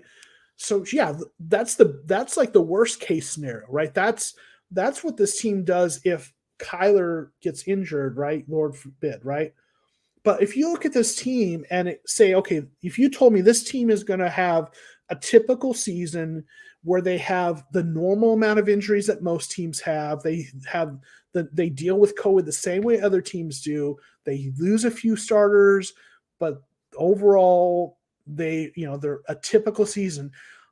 If you tell me they have an average season, and you even tell me they don't take a huge step forward in terms of Kyler's development, but he stays about as good as he has been, to me, that's still at least a 7 or 8 win team at worst. So that 6 wins really that baffles me. I understand why national media wouldn't want to pick 10 or 11 or 12 wins for this team. I get that. I think they're a 10-win team with the potential to go 11 or 12 if things really hit. But 6 wins, to me, that just seems odd. Yes, thank you, Lennon. I appreciate the support and encouraging people to hit the like button. That helps with my stuff showing up in the algorithm and the search. And I'll just throw this kind of commercial out there. One of the best ways you can help support the channel for growth is like my videos, comment on them, and watch everything I put out, because the algorithm, I'll tell you, the way people learn about my channel, the biggest way is when YouTube recommends my videos, and that's maybe how some of you saw it came up on your homepage, and YouTube algorithms will recommend my channel. The main things they look at are people watching it. Are they watching it? How are they watching most of the video? Like my 10-minute videos, are you watching the whole thing or just 2 minutes? Are they clicking the like button? Are they engaging with it? So all those things really help out a lot. So yeah, please. Thank you, Leonard, for reminding people. Absolutely. Is Cliff on the hot seat? If you ask most Cardinals fans, they're going to say yes. You ask a lot of people in the media, they're going to say yes. My position has been that his seat isn't as hot as people think it is. And I've talked about this before a couple times. Some of you may have heard this, but I think some of it has to do with the fact that when Bidwell hired him, he had a strategy of, okay, we could hire this guy as our offensive coordinator, and in a couple years when he develops, someone's going to hire him away from us as their head coach, or we can hire him as our head coach, expect that he's going to have a learning curve and take our lumps now, but give him time, and once he's developed, we have him as our head coach. That doesn't mean he's going to have an endless leash. And I could be wrong. Maybe, if they win 4 games, I think he's probably out. If they win 8 or 9 games, I don't necessarily think he's out. That's my opinion. Again, I could be wrong, but I'm going based on, this was an interview with Michael Bidwell, a couple years ago when he talked about the hiring process. So I just feel like he's going into this with the idea that with Cliff, they knew he was coming in with less experience, and they were making an investment. Now, I actually think, I think the the offense's performance is more important to Cliff's job security than the wins, if that makes sense. If they win 7 games, but this offense looks really good, but it's just really tough division, but Kyler takes a step forward, the offense is productive, but maybe there's some injuries on defense, but the offense is a top 5 offense, I think he'll keep his job.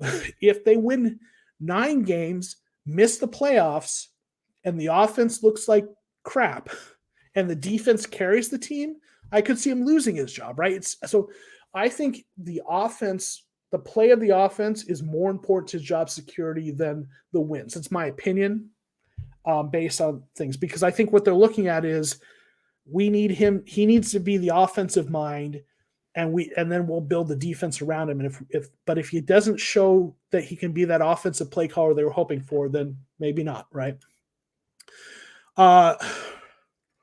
Don't want to play with us, retiring or injuring after they sign. Maybe, but then you have guys like JJ Watt choosing to come here. I will say this. I've been kind of a defender of Steve Keim in the past, but I'm starting to wonder. Just listen, Patrick Peterson left, and he was, kind of saying a lot of critical things on the way out the door. And some of that felt a little bit like sour grapes, but at the same time, I feel like some of the things he was talking about gave me a sense that like Steve Keim is not always upfront and is not always upright in terms of how he communicates with people, and that it doesn't always, carrot come through on his promises. And there is part of me that just wonders if maybe, and I just, I saw a tweet from someone who is knowledgeable and an insider as far as NFL stuff goes. So this wasn't just like a dude like me who's a content creator. This is a guy who was knowledgeable and alluded to the fact that Keim has a reputation as a notorious leaker of information. Like he'll leak information in the media to kind of manipulate things, kind of with players and stuff. And I don't want to completely form opinions based on those things that I'm hearing. I don't know how true those things are, but it's given me pause, right? So let's just say I'm a little more on board with moving on from Steve Keim than I would have been 6 months ago. I'm not a person with a pitchfork and a torch calling for his job, but I'm a little more. I've been swayed a little bit. I'll say that. We have a top 8 roster on paper. In my opinion, we're loaded with stars. I think so too. I think this roster looks really good. Maybe there's a few positions where there's some depth questions, but I think on paper this roster is one of the better in the league. Tough division, as we all know, but we'll see, right? Troll, they cut Johnson to make room for Fitz. Yeah, some people think that. I think Fitz is not coming back anytime soon. If he comes back, I think it's later down the road. Teams, I think the situation where Fitz comes back, the most likely scenario is if the team is playing well and is competing and contending somewhere into the regular season, and there's an injury in the wide receiver room, and we need someone. That's where I think Fitz would be most likely to come back. Yeah, hearing a lot of Steve Keim needs to go. We need a real GM. Yeah, I'm sure I don't need to sway people very much in terms of the Steve Keim hate, right? He seems okay at times in post. Yeah, I mean, listen, Steve Keim has it. There, he's made some really good trades, right? Okay, let's go back. Like the trade, I know the outcome wasn't good, but when he traded up for Josh Rosen, the player he picked, get it. I got it. You don't have to tell me. Josh Rosen failed, right? No doubt. But the trade to move up was a good trade in terms of the draft compensation. The trade for Nuke Hopkins, we all know how good that was. I think the trade for Rodney Hudson was a good trade. He's made some good trades, right? And I think when you hear him talk, he's good interpersonally, but the draft picks haven't been great. And some of the behind the scenes stuff, right? I want to throw a shout out to Lee Geller. Hey, man. Hey, Joe, patience always when it comes to team. We'll keep an open mind. Lee is a longtime friend. I have known him from a long time ago. In fact, when I was in high school, Lee worked at the high school. I don't know if he ever saw me there, but I remember being in drama class and seeing Lee walk in kind of the drama room. So I don't know if you knew that, but we used to do some musical stuff together. He's a really good musician, and Lee's a guy I go way back with. Thanks for dropping in, Lee, man. It's really good to see you in here, buddy. All right, so sorry, back on track with the questions, comments. Feel like both Watt and Jones have 10 plus sacks. I could see that. If Jones is healthy, I think he's at least 10 sacks, right? A healthy Chandler Jones is more like 15 plus sacks, right? Watt, Watson, it's a little bit of a different one. Obviously the health is a concern there, but even if he is healthy, I could see Watt not having 10 sacks, but still having a good season, because one of the things we're hearing is that they might play him less, kind of, that he's not going to play as many snaps. They're going to try to kind of keep him, rotate him in and out, but try to keep him healthy and use him, not quite full-time snaps. So for that's one reason I think he might have fewer than 10 sacks. And another thing is interior pass rushers don't always get as many sacks, right? Now, Aaron Donald's an anomaly, and I know Watt has been really good at points, right? Throughout his career and has had more than 10 sacks. But I actually think Watt might have more like 7, 8, 9 sacks because of the limited number of snaps, and because he's going to be more the interior pass rusher. They will move him outside some. And also because, like, you're going to have other guys getting sacks. And I think he's going to have an impact on the game. Those quarterback hurries up the middle where you don't, like, I'm a big believer, if you can have good interior pass rush, that's really impactful, because that guy coming straight up at the, through the gap between the guard and the center, that rushing that quarterback who sees that can get, throws hurried and stuff. So I'm not saying he couldn't have 10. Obviously he could. If you asked me to predict what I thought, I don't think, I would think Watt wouldn't have 10 sacks, but he will be very impactful. But we'll see, right? Let's see. Corners, tight end, our only weakness. Yeah, those are our biggest weakness, right? Definitely tight end and corners looking this way now, right? What about defensive tackle? So our defensive tackle situation, and really I kind of group those defensive tackles and defensive ends, those interior defensive linemen together a little bit. Good defenses often rotate those guys in, so you're going to have Watt, Phillips, Fotu, Lawrence, Allen, and Peters, and maybe Dogby rotating. Corey Peters is a really good nose tackle. He's more of a run stopper than he is a pass rusher, but he's solid. You'll have J.J. Watt as that 3-4 defensive end, and they'll move him around some, right? So that's obviously solid. That other position is where, okay, you have Jordan Phillips, Zach Allen, and Lecky Fotu rotating. Those guys are okay. They can, some of them, could, it's those guys, they're not stars or anything, but maybe one of them plays reasonably well. Overall, if our defensive line is healthy, the interior defensive line, I think it's okay to good with when you look at JJ Watt. If Watt gets injured, all of a sudden that defensive interior line doesn't look great. But a lot of teams are like that. A lot of teams have this kind of rotation of mid-round picks. There's a lot of guys like Rashard Lawrence out there in the league. So it's not our strongest point.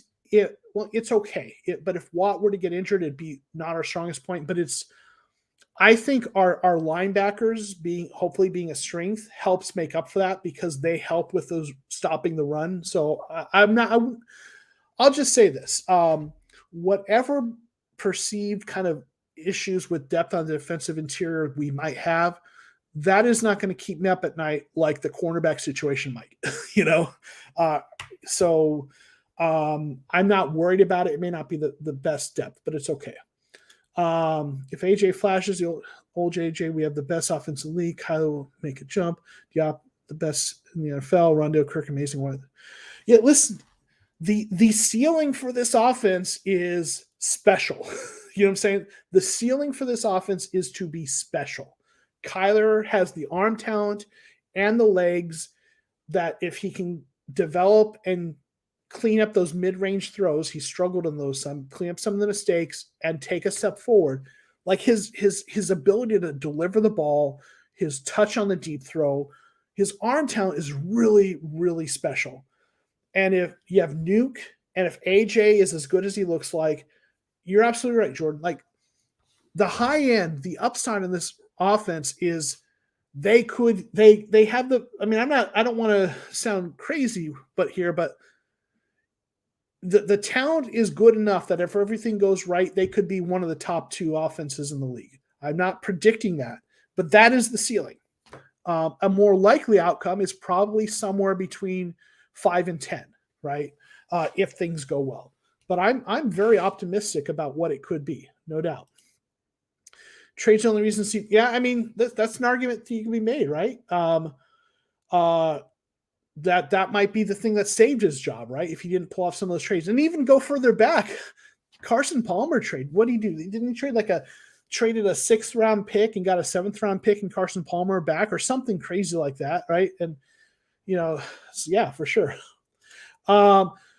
No, you're from Atlanta. So I live in Georgia, not Atlanta.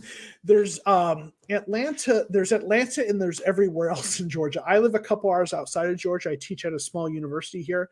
But I have some fans that are friends that are Falcons fans, right? And a really good friend of mine who is a Falcons fan who, in fact, we're going to be talking football tomorrow night, just talk shop. Matt Ryan is a good quarterback. I think you can win with Ryan. I think they've got some good offense. They've got some good weapons on offense. Pitts, I think, is going to be good. Ridley's good. Even with losing Julio, I think they've got potential on offense. Their offensive line has some potential, needs some work. Their running backs is kind of running back by committee, but their defense is atrocious right now. They've got a few good players. Grady Jarrett is a stud. He is a guy who doesn't get enough, people don't talk about him enough but he might, I think, Aaron Donald, Chris Jones are probably the 2 best defensive tackles in the league, and Grady Jarrett might be that 3rd best. He's up there. But their defense, they drafted a lot of young defensive players. So Falcons need some work. I don't think they're a playoff team yet. I think, I think they'll put up a lot of points and give up a lot of points, really. Yeah. 2016-19, only 3 players were drafted or still roster. Buda, Chase, Kirk. Yeah, listen, the draft history hasn't looked good for Keim, no doubt. I'm on fire tonight. Yeah, I know JP had to go. He was here earlier than I leave, and he's back, and we're still going. I'm still going because you all are still here. I'm seeing like 28 people still watching. So, so that's part of the reason that I'm still going, because you all are. But yeah, it's been a lot of fun one way or the other. That's one of the best duos in prime, D-Hop prime age. Yeah, like if they were in their prime, it'd be one of the better duos. I mean, there's some good duos out there historically, but yeah. But AJ isn't in his prime. But if AJ looks as good as we are hearing, it could be one of the best in the league, right? Really curious to see the competition between Kirk and Rondale. I feel like Cliff will utilize Rondale in many different ways, especially with that 4.3 speed. Got a high ceiling. I think we're going to see both of them, both in the slot when they are. They're going to play some 4 wide receiver sets, so we'll see both of them like that too. Yeah, I think they're going to platoon them a bit. I think we're going to see Rondale getting a lot more of the jet sweeps and stuff like that. For sure.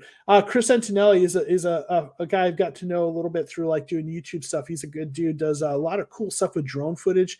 And we've done some live streams together about like channel growing stuff. But he's also a Seahawks fan. So, not going to hold that too much against him, but yeah. And then DeForest Buckner. Yeah. Okay. Listen, I'm not going to, if you told me he's the 2nd best, I certainly wouldn't debate that. He's really good. Indianapolis really likes him and the role he plays for them. So absolutely. Who wins our division? I think it's the Rams as the favorite. And part of that goes back to the fact that,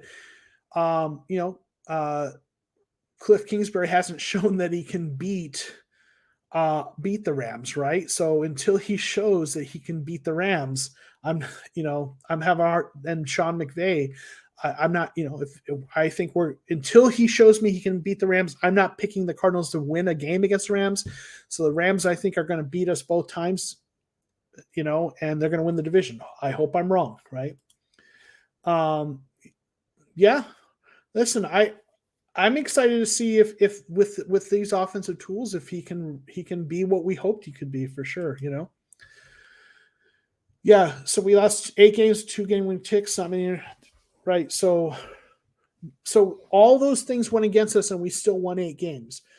I will say this though, our schedule's tougher this year, and some of those games we had a handful of games where we were playing against some backup quarterbacks. So I've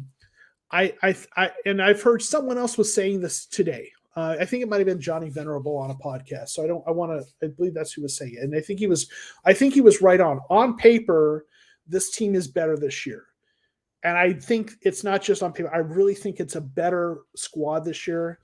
And this is what he was saying, and I agree wholeheartedly. The team is better this year, but the schedule's tougher, right? So how does that balance out?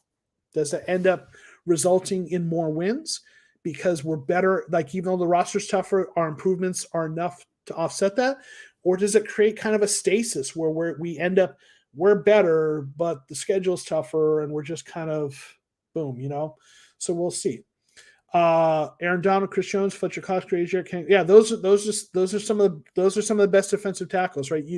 I think most people, if not everyone, would agree Aaron Donald's number 1, but you could rank those next guys in any order, and I think there's people who would agree with you, right? Yeah, I mean, you're right, Chris. It's up for grabs. Arizona offense is going to be much better this year. Seattle has a good offense. Their defense is a little suspect right now. Any one of these teams can win this division, right? For sure. So I don't know if he's on the 53. Last I heard, he hadn't been cut yet. So I think he's got a chance. He heard rumors that Greg Dortch made the roster, but unconfirmed. And again, I haven't been on Twitter since we went live, so it's been a couple hours, so I don't know. But yeah. Our schedule has, like all playoff teams besides Texans. Yeah. I mean, we're playing a tougher division. Like, we played the NFC East last division, which was not a good division last year. So, I think we swept them. So it's a tougher schedule. It was nice to tune in. Yeah, thank you, Vasil. I really appreciate you tuning in, and thank you so much. Absolutely. Well, we've gone for like 2 hours, which has flown. So we'll just give another minute or two. I know we were going through a lot of we didn't get through all the positions, but are there any other players you want to ask about, talk about for our last couple of minutes? Players that you think you hope make the roster, you think shouldn't make the roster, will make the roster. We'll do a few more questions, and then we'll try to wrap up within the next maybe 3-4 minutes. Why is it we lose games we should win, and we games a lot of people have us losing? Please explain. I know, right? I mean, because the universe wants us to suffer. Going back between excitement, exhilaration, and yeah. I mean, okay. You could argue that that's a characteristic of young teams with talent, right? If I'm looking for the best explanation I can, young teams with talent are going to be volatile in terms of their outcomes. So that you have the talent that when you get things right, you can beat a good team, but you have the inexperience that when you make those you play against teams that you should beat, you make those mistakes, or you're not upset, you're not maybe you play down to their level. So if I had to guess at a reasonable answer, it would be that young quarterback, young coach. I know there are veterans on this team, but or a team that doesn't have it might not even be that all the players are young as much as it's a team that doesn't have as much history or experience winning those games, but is talented, right? That's why you win some of those games as a talent. So that's the best guess I got.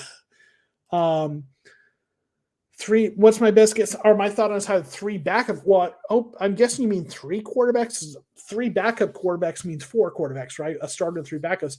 My thoughts on I'm assuming you meant three quarterbacks. Um, I mean, if they keep three quarterbacks, I'm not gonna mind that. I think they are gonna keep two, and my preference would be two on the active roster and one on the practice squad that you protect. So it doesn't matter to me if it's on the practice squad or regular roster. I guess they need three in house, right? They need three quarterbacks in house, whether one's on the practice squad or regular roster. There are other players that I'd like them to keep on the 53-man roster. That if they keep that third quarterback, then they can't keep that player. So I lean towards having the third quarterback in the practice squad. However you do it, though, you need three of them in house, right? After his worst year last year, what do you believe Matt Purdy will do in the 21 season? I think he'll be good. He'll be better than what we had last year. He's got a good track record. Kickers, it's weird though. Kickers can kind of sometimes fall off, and kickers who are good can, have rough years. But he's looked good in the preseason. I think he'll be fine. He'll be somewhere between good and outstanding is my best guess. But we'll see, right? Can't be worse than we had last year, right? Hopefully, knock on wood. Yeah, Dogby is a guy I like. Man, that guy, he graded reasonably well. He's a guy who I'd like to see on the roster. I'd like to see him get a chance. He's been a decent player. Dog eats and Dimukin, yeah. So Dog B. Okay, correction. Yeah, those are a couple guys like Dimukin. If they can get him through the practice squad, I'd probably rather see him on the practice squad, but I don't want them to risk losing him. I don't think he's going to play much for them on the regular roster. So if they can get him through without someone poaching him from the practice squad, that's what ideally. But if they have to keep him on the roster, then do that. But Dogby, I'd really like to see on the roster.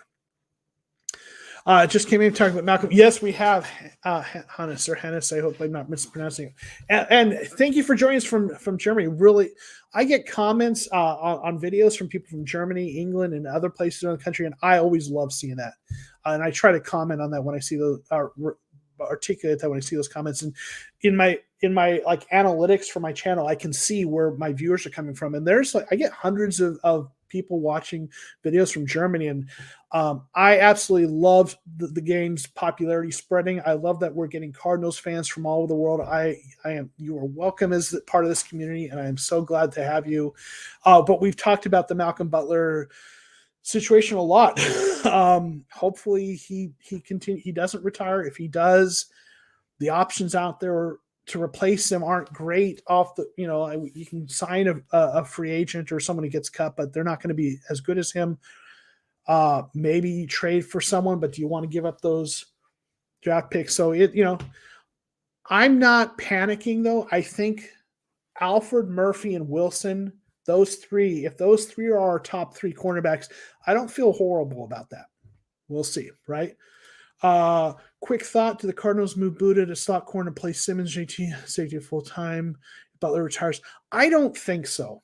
I think they keep Baker where he is. I think he is, again, just my opinion. I think he is a star at what he does. I don't think they're going to mess with that. I think they're more likely to play Simmons at slot than move him to safety full time. I don't think they're messing with Buddha. That's my opinion, right? Do I think Rondale can be better than Chase, who was drafted really high to the Bengals? He's been struggling badly. Can he? Yes. Do I think he will? Jamar Chase is struggling. But that's not a great team. A quarterback coming into his second year, not great offensive line. Yeah, he's struggling, but he's got. If you had to bet who's going to be the better player, you still probably have to go with Chase because he's more of an outside receiver. His skill set is, there was a reason he was a widely viewed as the number one receiver. Busts happen, right? But he's also a different type of receiver, right? He's the guy. His ceiling is to be that kind of guy, like that outside receiver, like Julio, AJ Green, those kinds of stars. That's his ceiling. Rondale's ceiling is still high. It's just a different kind of player, right? I compared his ceiling, to Steve Smith, right, senior, the great receiver for Carolina and Baltimore. I think he's a little bit like was it Curtis Samuel, who was with the Panthers, and then is with Washington now. That kind of, speedy kind of. So Rondale's ceiling is still kind of a smaller but fast receiver. Can he be? Yes. Will he be? If I had to bet, I think they'll both be good, and I think Jamar Chase has the better chance of being a better player, but I think they can both be really good. Born and raised in Phoenix, Arizona, but from Scottsdale. All right, Len. I was born in Mesa. Lived in Scottsdale, lived in Phoenix, lived in Mesa. Those are the places I've lived, but I was born in Mesa. Went to Westwood High School, for anyone wondering. I'm sure you were all wondering. If we clean up penalties, stay healthy, get some better play calling from Cliff and Betts, I think we can win 11 games. We will be number one team last year with stall drives. But yeah, Jordan, I'll tell you, man, that penalty point you're making is a really important point. This team had so many penalties based from the cornerbacks and offensive line last year, and we the changes we made at some of those key positions. One of the biggest things that people don't talk about enough is how we got players in who are going to get less penalties, right? Rodney Hudson as an improvement at center with less penalties, right? Again, we talked about Patrick Peterson, Drake Kirkpatrick, number 1 and number 3 in penalties, right? Both gone, right? And hopefully have guys that won't have as many penalties. We'll see. If we clean those up, man, I think that's a distinct possibility for sure. I haven't seen any cuts. Most of these early cuts are those players. The better players are usually cut later, if that makes sense. I didn't see anyone that stood out to me. I think there were maybe a few safeties that were interesting names, but you can bet when we're done with the stream, I'm going to go check up on the news of what's going on. Jacob Patrick again. No, I'm done. Please no. Say I just made trade with Jax for a corner because there's not a lot of talent left. Yeah, I saw that. Yeah. Was it Sidney Jones or something like that? Sidney something. Yeah. Thanks for putting me as a moderator. Yeah, thank you for serving as a moderator, Len. You good job as that. Really appreciate that. Do you think it's the worst team in the NFL as well? Is definitely Texans. Texans are going to be the worst team in the NFL, right? Especially it's looking like Watson will definitely not play, or it's sounding more and more like he won't be playing. Like if Watson were playing, they might not be the worst team in the NFL because he's a really good quarterback, but the rest of the roster is not great. With Watson, they might win 5 to 6 games, maybe even 7 without Watson. Man, I think that team is lucky to win 5 games without Watson.